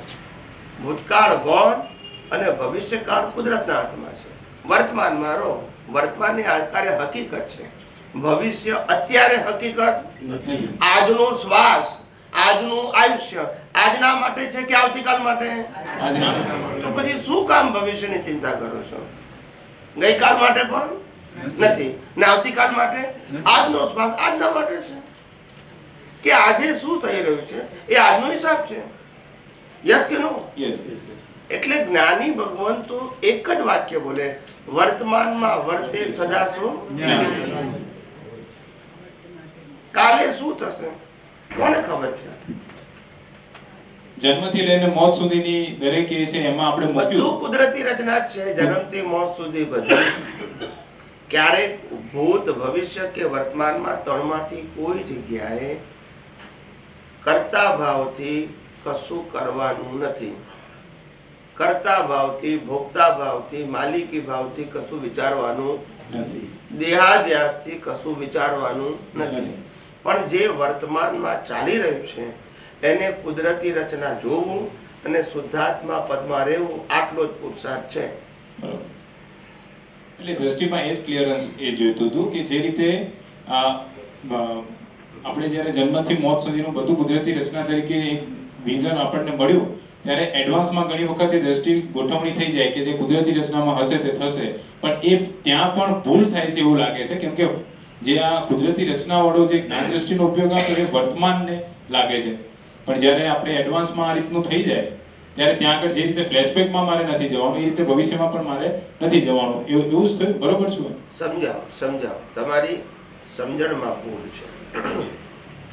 એવું છે કે આજે ચંદુલાલ 25 વર્ષ પછીનું વિચારે, 50 વર્ષ પછીનું વિચારે, નેક્સ્ટ બર્થનું વિચારે, નેક્સ્ટ પેઢીનું વિચારે, તો ચંદુલાલ જે વિચારે છે એને પણ કુદરતી રચના જોવું, એનું નામ વર્તમાન. ઓકે ખ્યાલ. ચંદુલાલને ભવિષ્ય માટે ના વિચારવું એ આપણો વિષય નથી, કારણ કે આપણે ચંદુલાલ નથી. સમજાયું? પછી એવું ના પૂછો ચોપડીમાં ક્યાં છે, ચોપડીમાં ના હોય આ બધું. ચોપડીનું થોડું બોલું છું હું, તો દર્શનમાંથી બોલું છું ભાઈ. આવું એટલે કહું છું ને, જ્ઞાનીઓની ભાષા સમજવી સહેલી ખ્યાલ. એની દ્રષ્ટિની ડેપ્થ જેમ જેમ પૂછો એમ ખુલ્લી થાય. તમે પૂછો નહીં તો એ માને શું બધા સમજે. એક બાજુ તમે પૂછો તો હું જવાબ આપું ને. એક બાજુ સહેલું નથી એવું ઘણી વખત આવે, ઘણી વખત એમ થાય કે સરળ છે, સુલભ છે. એવું નહીં. જ્ઞાનીઓની ભાષા સમજવી સહેલી નથી, કારણ કે જ્ઞાની જે ડેપ્થ થી વાત કરતા હોય ને એ ડેપ્થ આપણને ખબર નથી પડતી. આપણે એને સાદું લઈ લઈએ છીએ. શું લઈ લઈએ છીએ? આપણને કોઈ કે ભવિષ્ય માટે વિચારવાનું નહીં, ભવિષ્ય બધું વ્યવસ્થિત ને આધીન છે. બરાબર છે? એ વિચારવાનું નહીં મીન્સ ભવિષ્ય ઉપર જ્ઞાન દર્શનનો પ્રતિષ્ઠિત આત્માનો પુરુષાર્થની જરૂર નથી. પણ પ્રકૃતિ વિચારે તો આપણે એને કુદરતી રચના જોવાનું, પ્રકૃતિને નહીં વિચારવાનું એવું નહીં કહેવાનું. આપણે પ્રકૃતિ જોડે છે. ખ્યાલ આવ્યો? પેલા ભાઈ કે હું 25 વર્ષનું વિચારું છું, તો આપણે નહીં એ તો બધું કુદરતી રચના. અલા ભાઈ પણ ચંદુલાલ વિચારે છે એ જ કુદરતી રચના છે. લોકોને આ બધી વાતો નથી સમજાતી. એમ તો કહું છું હું તમને, આ લોકો શબ્દોને, જ્ઞાની પુરુષના શબ્દોને ગળી ગયા છે. શું કર્યું છે? એને ક્યારે થિંકિંગ લેવલે વિચાર્યું, સીધું ગળી ગયા. શું થઈ ગયું? વાક્ય ગળી ગયા. દાદા ભગવાને એક વખત વડોદરાની અંદર અમેરિકા પહેલા વર્ષે ગયા, પછી 82માં, પછી બીજા વર્ષે ન ગયા ચંદ્રકાંતભાઈના દેહ વિલયને કારણે. તે અમેરિકામાં ગયા ત્યારે દાદા કહેતા હતા કે ભાઈ સાયન્ટિસ્ટો મને ભેગા કરો, મારે આખું સાયન્સ આપવું છે. ઇન્ડિયામાં આવ્યા ત્યારે પણ આ વાત કરતા હતા. પછી કારણ કે દાદાનું વોલ્યુમ મોટું થયું. પહેલા કન્ટ્રી અને કન્ટ્રીમાં અમુક પ્લેસ પૂરતું હતું. હવે પહેલી વખત વિદેશમાં ગયા, કેનેડા ગયા, અમેરિકા ગયા અને યુકે ગયા. એટલે એમનો વિસ્તાર શું થયો? મોટો થયો પહેલી વખત. અને પહેલી વખત તેમને આ ઉદયમાં આવ્યું કે મારે સાયન્ટિસ્ટોને આ વિજ્ઞાન આપ્યું છે. એટલે ઇન્ડિયામાં પણ કહેતા હતા કે સાયન્ટિસ્ટ હોય તો મને ભેગા કરો, આખું સાયન્સ આપું, કારણ કે એ સમજી શકશે. અને ફોરેનમાં કહેતા હતા સાયન્ટિસ્ટો સાયન્સ સમજે. તે એક મહાત્મા હતા, જૂના હતા અને ઇન્ટેલિજન્ટ, ભણેલા ગણેલા, ફાર્મસી કરેલી, ફાર્માસિસ્ટ. તો એને દાદાને કીધું કે દાદા અમે 10-10, 12-12, 15-15 વર્ષ જૂના છીએ, તો અમને સાયન્સ આપો ને. અમે તો આટલા વર્ષોથી જ્ઞાન પણ લીધું છે અને તમારો સત્સંગ પણ સાંભળીએ છીએ, તો અમને સાયન્સ આપો ને. દાદા કે તમને સાયન્સ આપીને શું કરું? હું જે કહું છું એ બધું ગળી જાઉં છું અને કોઈ પૂછે તો ઓકી નાખું. તો આમાં સાયન્સ ક્યાં આવ્યું? બોલતા નથી. સાયન્સ એટલે શું કહેવાય? હું જે કહું એને થિંકિંગમાં લેવલે લે, પ્રોસેસ કરે, એપ્લાય કરે, એક્સપિરિયન્સ કરે, and then after share his own experience એને સાયન્ટિસ્ટ કહેવાય. તમે તો બોલેલું ગળી જાઓ છો અને પછી ઓકી નાખો છો, અને સાયન્સ થોડું કહેવાય. ખ્યાલ આવ્યો? અને એવું કહેવાય કે જીવતી કેસેટ, બોલતા નથી, પેલી મિકેનિકલ કેસેટ છે, આ જીવતી કેસેટ છે. એટલે જ આપણે કહ્યું ને કે તમે સંજોગોમાં ઉપયોગ કરો પછી શેર કરો, હા. કોપી પેસ્ટ નથી કરવાનું. અનુભવ કરીને તમે શેર કરો. અનુભવ વગર નહીં. પહેલું ચિંતન મનન કરો કે આ વિજ્ઞાન કઈ રીતે વિજ્ઞાન છે, અને એ વિજ્ઞાનને મારે કઈ રીતે એનો ઉપયોગ કરવાનો છે, અને એના ઉપયોગથી શું ફાયદો થશે સેપરેશનનો, આટલું સમજો પછી ઉપયોગ કરો. એકવાર ઉપયોગ ઓછા સંજોગોમાં થયું હોય તો પણ તમારું જે મતિ જ્ઞાન છે એ બીજાને કહેવાય. શ્રુત જ્ઞાન સીધું ના કહેવાય, પણ શ્રુત જ્ઞાન મતિ જ્ઞાનમાં ગયું ને એ કહેવાય. પછી અનુભવ જ્ઞાન આવે, પણ મતિ જ્ઞાન કહેવાય, કારણ કે તમે પોતે ડાયજેસ્ટ કર્યું છે, ખાલી સાંભળેલું નથી. એટલે તમે એને આન્સર આપી શકશો.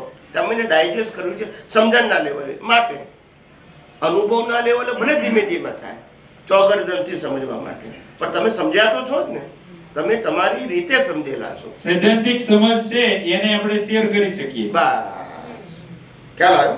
એટલે દરેક વસ્તુ પાછળ પ્રિન્સિપલ છે, પણ આપણને આપણું એ લેવલ જ નથી સમજવાનું, આપણે ગળી જઈએ છીએ. એટલે વારંવાર હું કહું છું કે વિજ્ઞાન સમજો. તમારે ખુદે સાયન્ટિસ્ટ બનવું પડશે. તમારે ખાલી સાયન્સ સાંભળવાનું નથી, તમારે પોતે જ આ સાયન્સને સાયન્ટિફિક સમજવાનું છે, અને સાયન્ટિફિક જ ઉપયોગ કરીને અનુભવ કરવાનો છે. That is B cold A scientific process. ખાલી સાંભળવાનું અને બોલી જવાનું એ સાયન્સ નથી. એ તો પછી ટીચર જેવું થઈ જાય. કેવું થઈ જાય? સ્વામી, ત્યાં આંશિક અનુભૂતિ તો થોડીક થઈ જોઈએ ને ત્યાં પણ. ચાલી આ એક્સપિરિયન્સ કરી જે એને કર્યો હોય ત્યારે ના સમજણ અનુભૂતિ કરી. આંશિક અનુભૂતિ થઈ હોય ને. થોડું ઘણું તો એને કર્યું જ હોય. હા, હા. એને પોતે જ્યારે ડાયજેસ્ટ કર્યું હોય ત્યારે એપ્લિકેશનમાં તો હોય જ ને, પણ 100% હોય એવું જરૂરી નથી. પણ જો સમજણને તો શેર કરી શકે, જે પોતે ડાયજેસ્ટ કર્યું છે એ તો એક્સપ્લેન કરી શકે ને. એટલે સ્વામીજી જ્યારે આપણે એટલે મને જસ્ટ વિચાર આવ્યો કે ઓક્ટોબર મહિનામાં જ્યારે મુંબઈમાં શિબિર હતી ત્યારે મેં એટલે કે પૂર્ણિમાએ નક્કી કર્યું હતું કે લોનાવાલાની શિબિર જાન્યુઆરીમાં કરવી છે. તો એ પૂર્ણિમાએ પ્લાન કર્યો હતો કે પૈસા આપી દીધા હતા અને ટિકિટ કઢાવી લીધી હતી કે કરવી છે. તો એ પૂર્ણિમાના વિચાર હતા. પછી થાય તો બી કુદરતી રચના, અટેન્ડ થાય તો પણ કુદરતી રચના, અને ન થાય તો પણ કુદરતી રચના. એ રીતે જવાનું ને જે ભવિષ્યની વાત છે. એટલે પૂર્ણિમા પોતાના પ્લાન કરશે, પ્રકૃતિ પોતાના પ્લાન કરશે, ને પ્લાન કરે એ કુદરતી રચના છે. ત્યારે એ નક્કી પ્લાન પ્રમાણે થાય ના થાય એ કુદરતી. હા, થાય તો પણ પ્રકૃતિ તો પોતે પ્લાન કરે ને, કારણ કે એ પ્લાન કરવું એ જીવનનો હિસ્સો છે. બરાબર. જીવનના હિસ્સાને તમારે કુદરતી રચના જોવું એ તમારી દ્રષ્ટિ છે. કુદરતી રચના જોવું એ તમારી દ્રષ્ટિ છે. ફાઇલ નંબર 1 ને શું કરવું શું ના કરવું એ તમારું વિઝન નથી. એ જે કંઈ કરે એને કુદરતી રચના જોવું આ તમારી દ્રષ્ટિ છે. એને શું કરવું શું ના કરવું એ તમારું દર્શન ના હોવું જોઈએ. હંમેશા આ વિજ્ઞાન પ્રાપ્ત થયા પછી હું શુદ્ધાત્મા છું, હું ચેતન અવિનાશી અને અનંત શક્તિ વાળો એવો શુદ્ધાત્મા છું, અને મારા સિવાય મન વચન કાયાની અવસ્થા માત્ર એવું જ્ઞાન મળ્યા પછી, એવી દ્રષ્ટિ મળ્યા પછી, એવી સમજણ મળ્યા પછી પ્રકૃતિની અંદર આમ કરવું જોઈએ ને આમ ન કરવું જોઈએ એ માન્યતાને ડખોડખલ કહેવાય. શું કહેવાય? ભાઈ એમાં હું કામ હાથ નાખો છો? જે પ્રકૃતિ તમે નથી, જે પ્રકૃતિ તમે ચલાવતા નથી, એમાં શું કામ ઊંડા ઉતરો છો? જોયા કરો ને. તમારું કામ પ્રકૃતિનું જોવા જાણવાનું છે કે એમાં ઊંડા ઉતરવાનું ને ફેરવવાનું છે? જોવા જાણવાનું. ઓબ્ઝર્વર. સમજાય છે? એટલે તો પછી બોજો ના રહે. પણ પ્રકૃતિએ ખોટું કર્યું તો પછી હવે આવું ના થવું જોઈએ. ભાઈ તમારે શું લેવા દે? પ્રકૃતિએ કર્યું છે ને પ્રકૃતિ મિકેનિકલ કરે છે, તમે શું કામ ટાઇટલ આપો છો સારું ખોરું? આ રામ યુદ્ધ કરીને મોક્ષે ગયા, અર્જુન યુદ્ધ કરીને મોક્ષે ગયા, અને તમે કીડીઓ બચાવતા અહીંયા ચિંતા કર્યા કરો છો. અને પાછા કે રામ અમારા ભગવાન, તો એને કર્યું એ કરો ને. સમજાય છે કે નહીં? એટલે ક્રિયાને કેમ તમે આટલું બધું ઇમ્પોર્ટન્ટ આપો છો? તમે એટલે તમારું જ્ઞાન દર્શન. ઉદય કર્મમાં તો ઇમ્પોર્ટન્ટ અપાય કે ના અપાય, કુદરતી રચના. એટલે જે પણ હવે સમજો કે પ્રકૃતિ છે, પ્રકૃતિને એક વિચાર આવ્યો કે આજે ભાત ખાવા છે, પણ પછી પ્રકૃતિ રસોડામાં જાય અને રોટલી બનાવી લે, તો પ્રકૃતિને વિચાર આવ્યો એ બી કુદરતી રચના હતી. પણ એના નસીબમાં જો રોટલી ખાવાની હોય તો એ રોટલી બને, એ બી કુદરતી રચના. બધા ચીજને આપણે કુદરતી રચના જોઈ લઈએ તો એ આપણે મતલબ શુદ્ધાત્મા, હા, આપણે શુદ્ધાત્મા તરીકે રહી અને પ્રકૃતિને જે થઈ રહ્યો છે, વિચાર આવે છે, એ બી કુદરતી રચના, અને પછી એને જે મળે છે એ બી કુદરતી રચના છે. એટલે ઈ આપણે જોઈ લઈએ તો એમાં તો કશો વાંધો નહીં ને, કે જે થઈ રહ્યું છે એ કુદરતી રચના જ છે. એમાં ડિટેલમાં ના જોવું, પણ જે થાય છે એ કુદરતી રચના છે. હકીકત એમ જ છે, એમ જ છે, કુદરતી રચના છે.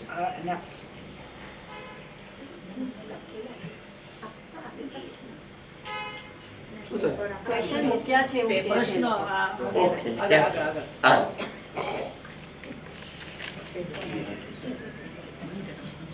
મોક્ષના બાધક કારણો. મોક્ષના બાધક કારણો, એમાં પહેલું અને મુખ્ય કારણ value of relative truth. Value of, આ પહેલું કારણ.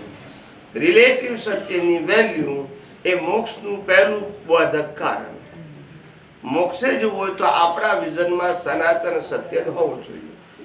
રિલેટિવ સત્યનું ઇઝ ઇક્વલ ટુ માયા નિદા, એનું કોઈ સોલ્યુશન ના હોય.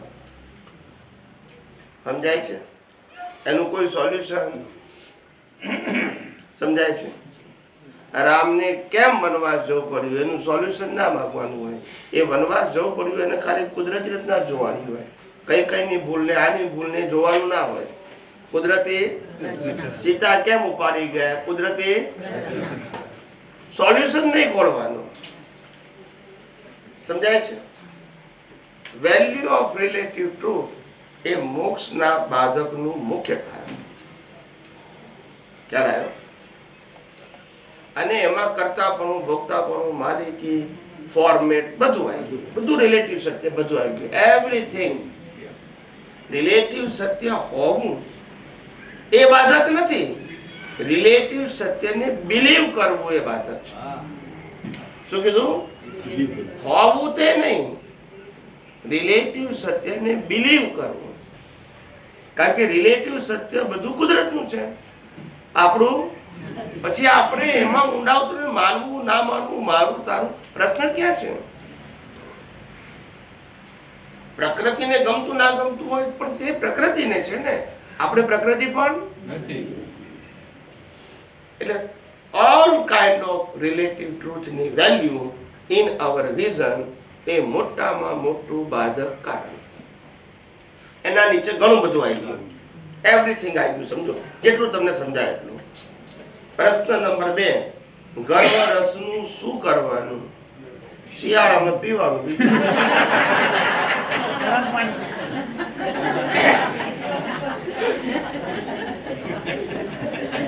મને ભૂતકાળમાં એક ભાઈએ પૂછ્યું, અમને જે પૂછ્યું ને એવો જ પ્રશ્ન સેમ પૂછેલો, મેં જવાબ જુદો આપેલો. મને કે સ્વામીજી ગર્ભ રસ કોને કહેવાય? મેં કુ દેખાય નહીં ને પીવાય નહીં છતાંય રસ કહેવાય, નામ ગર્ભ રસ.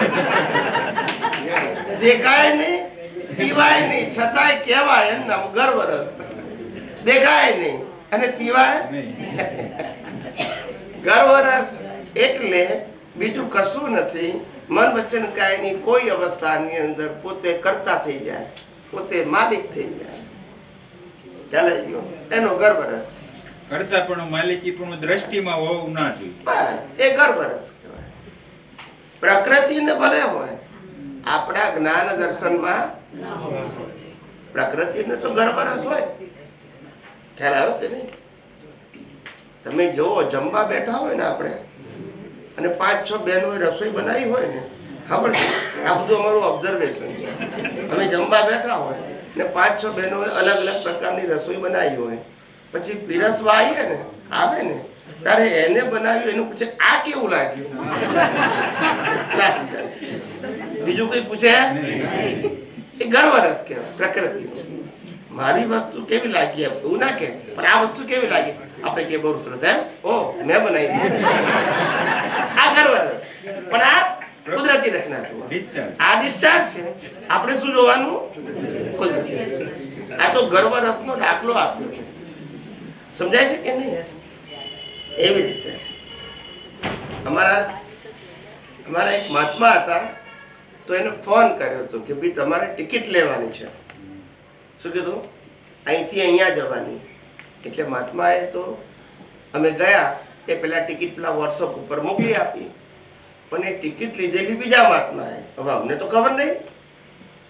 એટલે પછી અમે જે દિવસે જવાના હતા એ દિવસે જે મહાત્માએ ટિકિટ લીધેલી કીધું તમને ટિકિટ મળી ગઈ ને? ના સમજાયું. એટલે એમ કે મેં લીધી છે. આવું એટલે આ બધું આપણને ખબર પડે. એટલે આ દુનિયા જાણવા જેવી છે, એમાં કે રાગદ્વેષ કરવાની જરૂર નથી. આ બધા પ્રકૃતિના ખેલ છે ને આવું બધું હોય. આપણે તો એને કુદરતી રચના જોવું, પણ આવું ખબર પડે અમને. સમજાય છે કે નહીં? અમારા કોઈ ભાઈ મહાત્મા હોય ને કે સ્વામીજી અમારા ઘેર પગલા કરજો ને, હવે અમને તો ખબર ના હોય, પહેલી વખત જતા હોય ને કે એના ઘરવાળા ને બીજા બધાને કેવો રસ છે. પણ આ ભાઈએ ફોર્સથી લઈ ગયા હોય અમને, ઘરવાળાની ના છતાંય લઈ ગયા હોય. ખ્યાલ આવો ને? એમ કે એનો ભાવ હોય પણ બીજા બધાનો ભાવ હોય એવું જરૂરી નથી. એટલે પછી અમે જઈએ એટલે પછી એની વાઈફની બિહેવિયર બધી કેવી હોય? નેગેટિવ. પાણી આપે તો મોઢું આમ કરીને આપે, ડીશ મૂકે તો આમ મૂકી દે. એટલે આપણને ખબર પડે કે આ રિએક્શન છે. પણ આપણે જોવાનું કુદરતી. પણ આ માયાની જાળ જોયા કરો, આવું બધું જ હોય. આનું નામ જ સંસાર. આમાં ભૂલ ચૂક કરવાની, પણ આ દુનિયાની માયા જાળ જોવાની. ખ્યાલ આવ્યો? નહીં તો લોકો અમને પૂછે છે કે પૈણ્યા વગર પૈણ્યાને સલાહ કેમ નહીં આપો છો? બોલતા નથી. ખ્યાલ આવ્યો કે નહીં? ઓબ્ઝર્વેશન થી દુનિયા બધી ખબર પડે, બધું જ ખબર પડે. ખ્યાલ આવ્યો ને? એવું એટલે જાણવા જેવું છે આ દુનિયા, પણ પડવા જેવું નથી. ડુંગરા દૂરથી ચડી આપણા. અપમાન આવે ત્યારે શું કરવું? અપમાન આવે ત્યારે જોવું કે કોણે અપમાન આવ્યું, અને જેને અપમાન આવ્યું એને અને જેને અપમાન કર્યું એ બેને કુદરતી રચના જોવું. બીજું ઊંડા ઉતરવા જેવું કોણે કર્યું, કેમ કર્યું, કેટલી વખત કર્યું, મારી ભૂલ છે કે નહીં, એમાં ઊંડા ઉતરવું. જે સંજોગ બન્યો બેની અવસ્થાને કુદરતી રચના એટલે નિકાલ થઈ ગયો. બીજું નો ડિટેલિંગ. શું કીધું? સ્વામીજી, એવી અવસ્થા જ્યારે અપમાન થાય છે ત્યારે ભળી જવાય છે, પ્રકૃતિ ભળી જાય છે. તો ઘણીવાર એવું થાય છે કે જે વ્યક્તિ સાથે અપમાન જેવું આપણને લાગે છે કે કોઈક વ્યક્તિ અપમાન કરે છે આપણું, તો આપણે એટલે કે પૂર્ણિમા એમાં ભળી જાય છે, અને ત્યારે પ્રતિષ્ઠિત આત્મા પણ એમાં ભળી જાય છે. ઘણી વખત ઉભી રહે છે. પછી ઘણીવાર એવું બી થાય છે કે એને વિચાર કરે કે આને કુદરતી રચના જોવું છે પણ એ જોઈ બી નથી શકાતું. એવું બી થઈ શકે છે. એ એટેચમેન્ટ છે ને, પ્રકૃતિ પરના પક્ષનું જે એટેચમેન્ટ છે. મારી પ્રકૃતિ એ માલિકી ભાવ થયો ને એટલે દેખાય નહીં. પછી પ્રકૃતિ કુદરતની છે તો દેખાય, પ્રકૃતિ મારી છે તો ના દેખાય. મારી છે તો પછી અપમાન મને જ કર્યું, મને કેમ કહ્યું, મને આમ કેમ કીધું, એવું વિચારો આવે. એટલે એ મારા પણ છે ને, માલિકી પણ. તો પછી એને આપણે કેવી રીતે પછી એટલે એ આવે છે ત્યારે એને કુદરતી પછી તો રચના જોવાય ને આપણાથી. એટલે કુદરતી રચના જોઈ લેવાનું, પછી જોવાનું. પછીથી જોવાનું. કશો વાંધો નહીં. નિર્જરા, સકામ અને અકામ. નિર્જરા, સકામ અને અકામ. સકામ નિર્જરા અને અકામ નિર્જરા એટલે શું? કામના સાથેની નિજરા એને સકામ કહેવાય, ને કામના વગરની નિજરા એને અકામ કહેવાય. કોઈ અપેક્ષા જ નહીં, જે બને છે એમાંથી કોઈ રિવોર્ડ લેવો નથી તો અકામ નિર્જરા. પણ આ થાય છે એમાંથી મને શું મળે તો સકામ નિર્જરા. નિર્જરા તો કોમન છે, નિર્જરા ઇઝ ઇક્વલ ટુ ડિસ્ચાર્જ. પણ ડિસ્ચાર્જ સકામ છે કે અકામ છે? અકામ છે તો છૂટ્યા છો, સકામ તો બંધાયેલા છો. સકામ એટલે કામના સાથે, અપેક્ષા સાથે. સમજાય છે? આગળ પગે કેમ લાગવાનું? માથે થોડું લગાય કે પગે કેમ લાગવાનું? આ આપણો હિસાબ હોય એટલે શું કીધું? અને વ્યવહારથી તમારો અહંકાર ઓગળે અને સામે વાળા વ્યક્તિને તમે રિસ્પેક્ટ આપો છો. પણ તે બધું રિલેટિવ સત્યમાં જાય. એને સ્પિરિચ્યુઅલ સાથે ડાયરેક્ટ કોઈ સંબંધ વ્યવહાર છે. આ બધું વ્યવહાર સત્ય છે, સર લૌકિક. એને સ્પિરિચ્યુઅલ સાથે કોઈ સંબંધ નથી. અંગૂઠે કેમ પગે લાગવાનું? આ બધું વ્યવહાર છે, કશું કોઈ સાયન્સ નથી. એ કરું કે હાથ અને પગમાં શક્તિઓ છે પણ બધી રિલેટિવ. કોઈ જે શાશ્વત શક્તિ હોય એ અપાય નહીં, લેવાય નહીં, અનુભવાય. પણ રિલેટિવ શક્તિ હોય એ શક્તિશાળી માણસ જેવી શક્તિ હોય એ આપી શકે. હાથના આશીર્વાદથી આપી શકે, પગના અંગૂઠાથી એ વ્યક્તિ કરી શકે. એ બંને એક્ઝિસ્ટ થવાના સાધનો છે. એટલે આશીર્વાદ આમ બી અપાય અને પગથી અપાય, માથાથી ના અપાય, હાથ પગથી અપાય. પણ એ બધું રિલેટિવ સત્ય છે, કોઈ સનાતન સત્ય નથી. અમારા પેલા ભાઈ કહે છે કે સ્વામીજી અમે તો અંગૂઠે અડાડી અને હું શુદ્ધાત્મા છું, હું શુદ્ધાત્મા છું બોલીએ છીએ. એટલે અમને એમ લાગે છે કે હવે જ્ઞાન જલ્દી પ્રગટ થશે. મેં કહું અંગૂઠો પ્રકૃતિનો અને કપાળે પ્રકૃતિ, અને તું શુદ્ધાત્મા છું.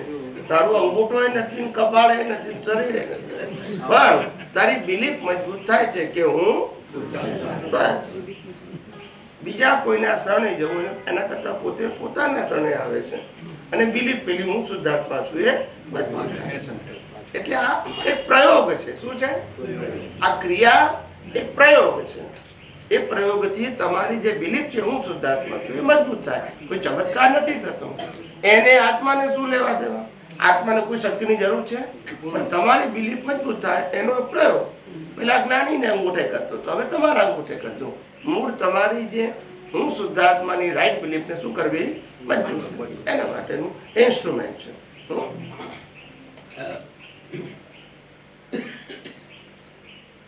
એરિયા પરથી એ શું લખ્યું છે? ઇરિયાપતિ ક્રિયા એમ પૂછતા હતા. ઇરિયાપતિ की ક્રિયા આવે છે ને, આઈ ડોન્ટ નો. મને એક્ઝામ્પલ આપો તો ખબર. એરિયા, વોટ ઇઝ ધ ઇરિયાપતિ? એનું ખાલી મને થોડું જરા એક્સપ્લેનેશન આપો તો મને ખબર પડે. ચોપડીમાં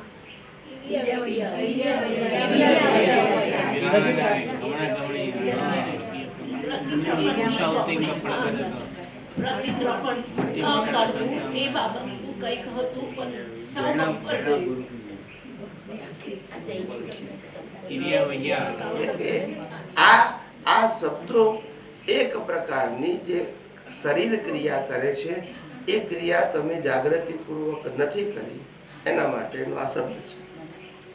જાગૃતિપૂર્વક કરી હોય તો તમારે લેવા દેવાનું. ખ્યાલ? આ વાણી બોલી હોય, વિચારો કર્યા હોય, વર્તન કર્યા હોય, વસ્તુનો ઉપયોગ કર્યો હોય, પછી હલન ચલન કર્યું હોય, ખ્યાલ આવ્યો? આ બધી વસ્તુને જૈન ટર્મિનોલોજીમાં ક્રિયા કહેવામાં આવે છે. એ ક્રિયામાં થઈ ગયેલી મારી ભૂલ એના માટે ક્ષમા. સમજાય છે ને? બીજું કશું નથી. એટલે આ એરિયા વહી એટલે શું કે અમુક પ્રકારની જે પ્રકૃતિ થયેલી જે નોર્મલ ક્રિયાઓ છે અજાગૃતિ પૂર્વક થઈ એની હું માફી માંગુ છું. આ લોકો પછી એને ક્રિયામાં લઈ ગયા. આમાં શું હતું?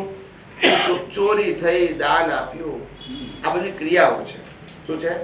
સારા વિચાર કર્યા, ખરાબ વિચાર કર્યા, સારી વાણી બોલ્યા, ખરાબ વાણી બોલ્યા, સારું વર્તન કર્યું, ખરાબ વર્તન કર્યું, માયા કરી, કપટ કરી, લોભ કરી, માન. ખ્યાલ આવ્યું ને? આ સ્ત્રી વેદ, પુરુષ વેદ, નપુંસક વેદ. વેદ એટલે વેદવું. સ્ત્રી પુરુષને વેદે, પુરુષ સ્ત્રીને વેદે, વેદવું, ફેલ કરવું. આ બધા ગુના કહેવાય. શું કહેવાય? આધ્યાત્મિક પરિભાષામાં.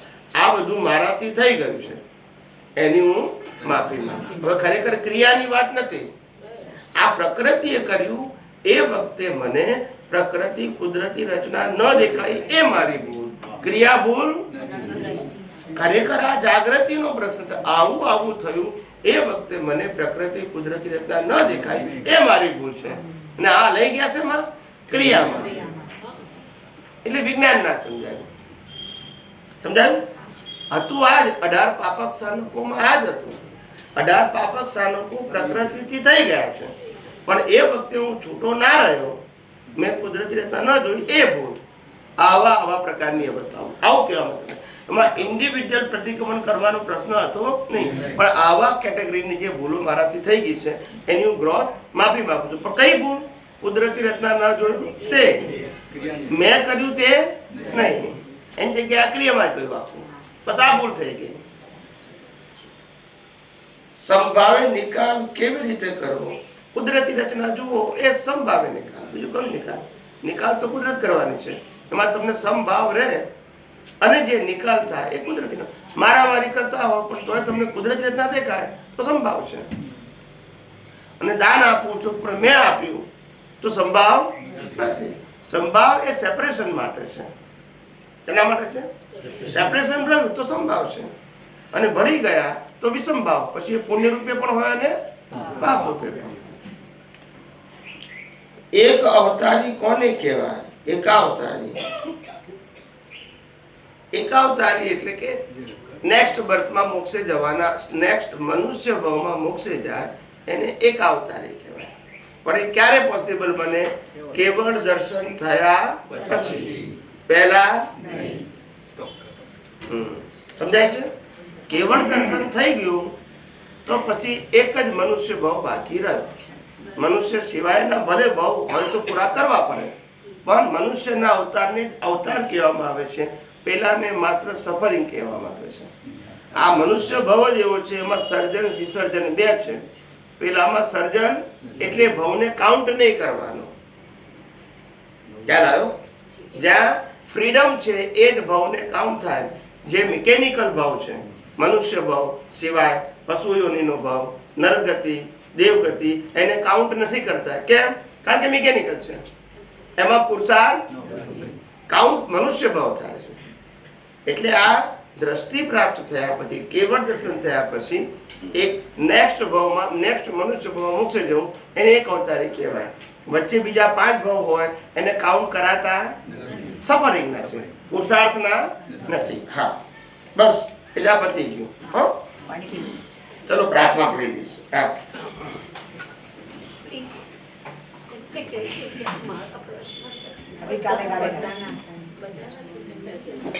કઈ વાત? હે અંતર્યામી પરમાત્મા, આપ દરેક જીવ માત્રમાં બિરાજમાન છો. તેમજ મારામાં પણ બિરાજેલા છો. આપનું સ્વરૂપ એ મારું સ્વરૂપ છે. મારું સ્વરૂપ શુદ્ધાત્મા છે.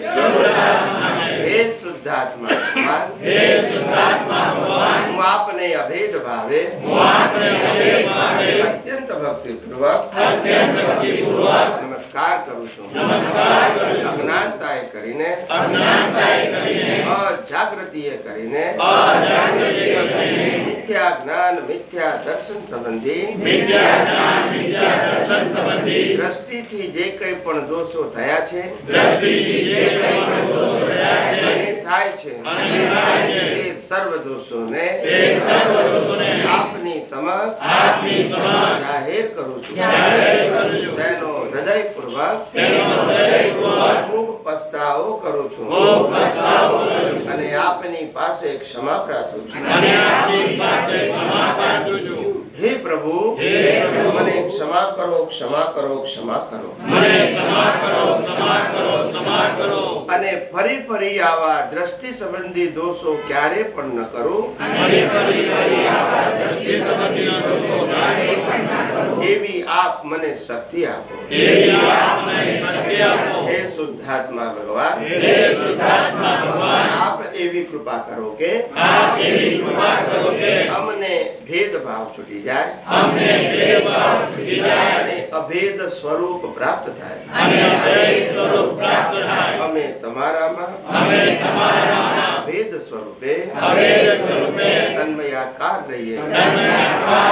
જય સચ્ચિદાનંદ, જય સચ્ચિદાનંદ, જય સચ્ચિદાનંદ.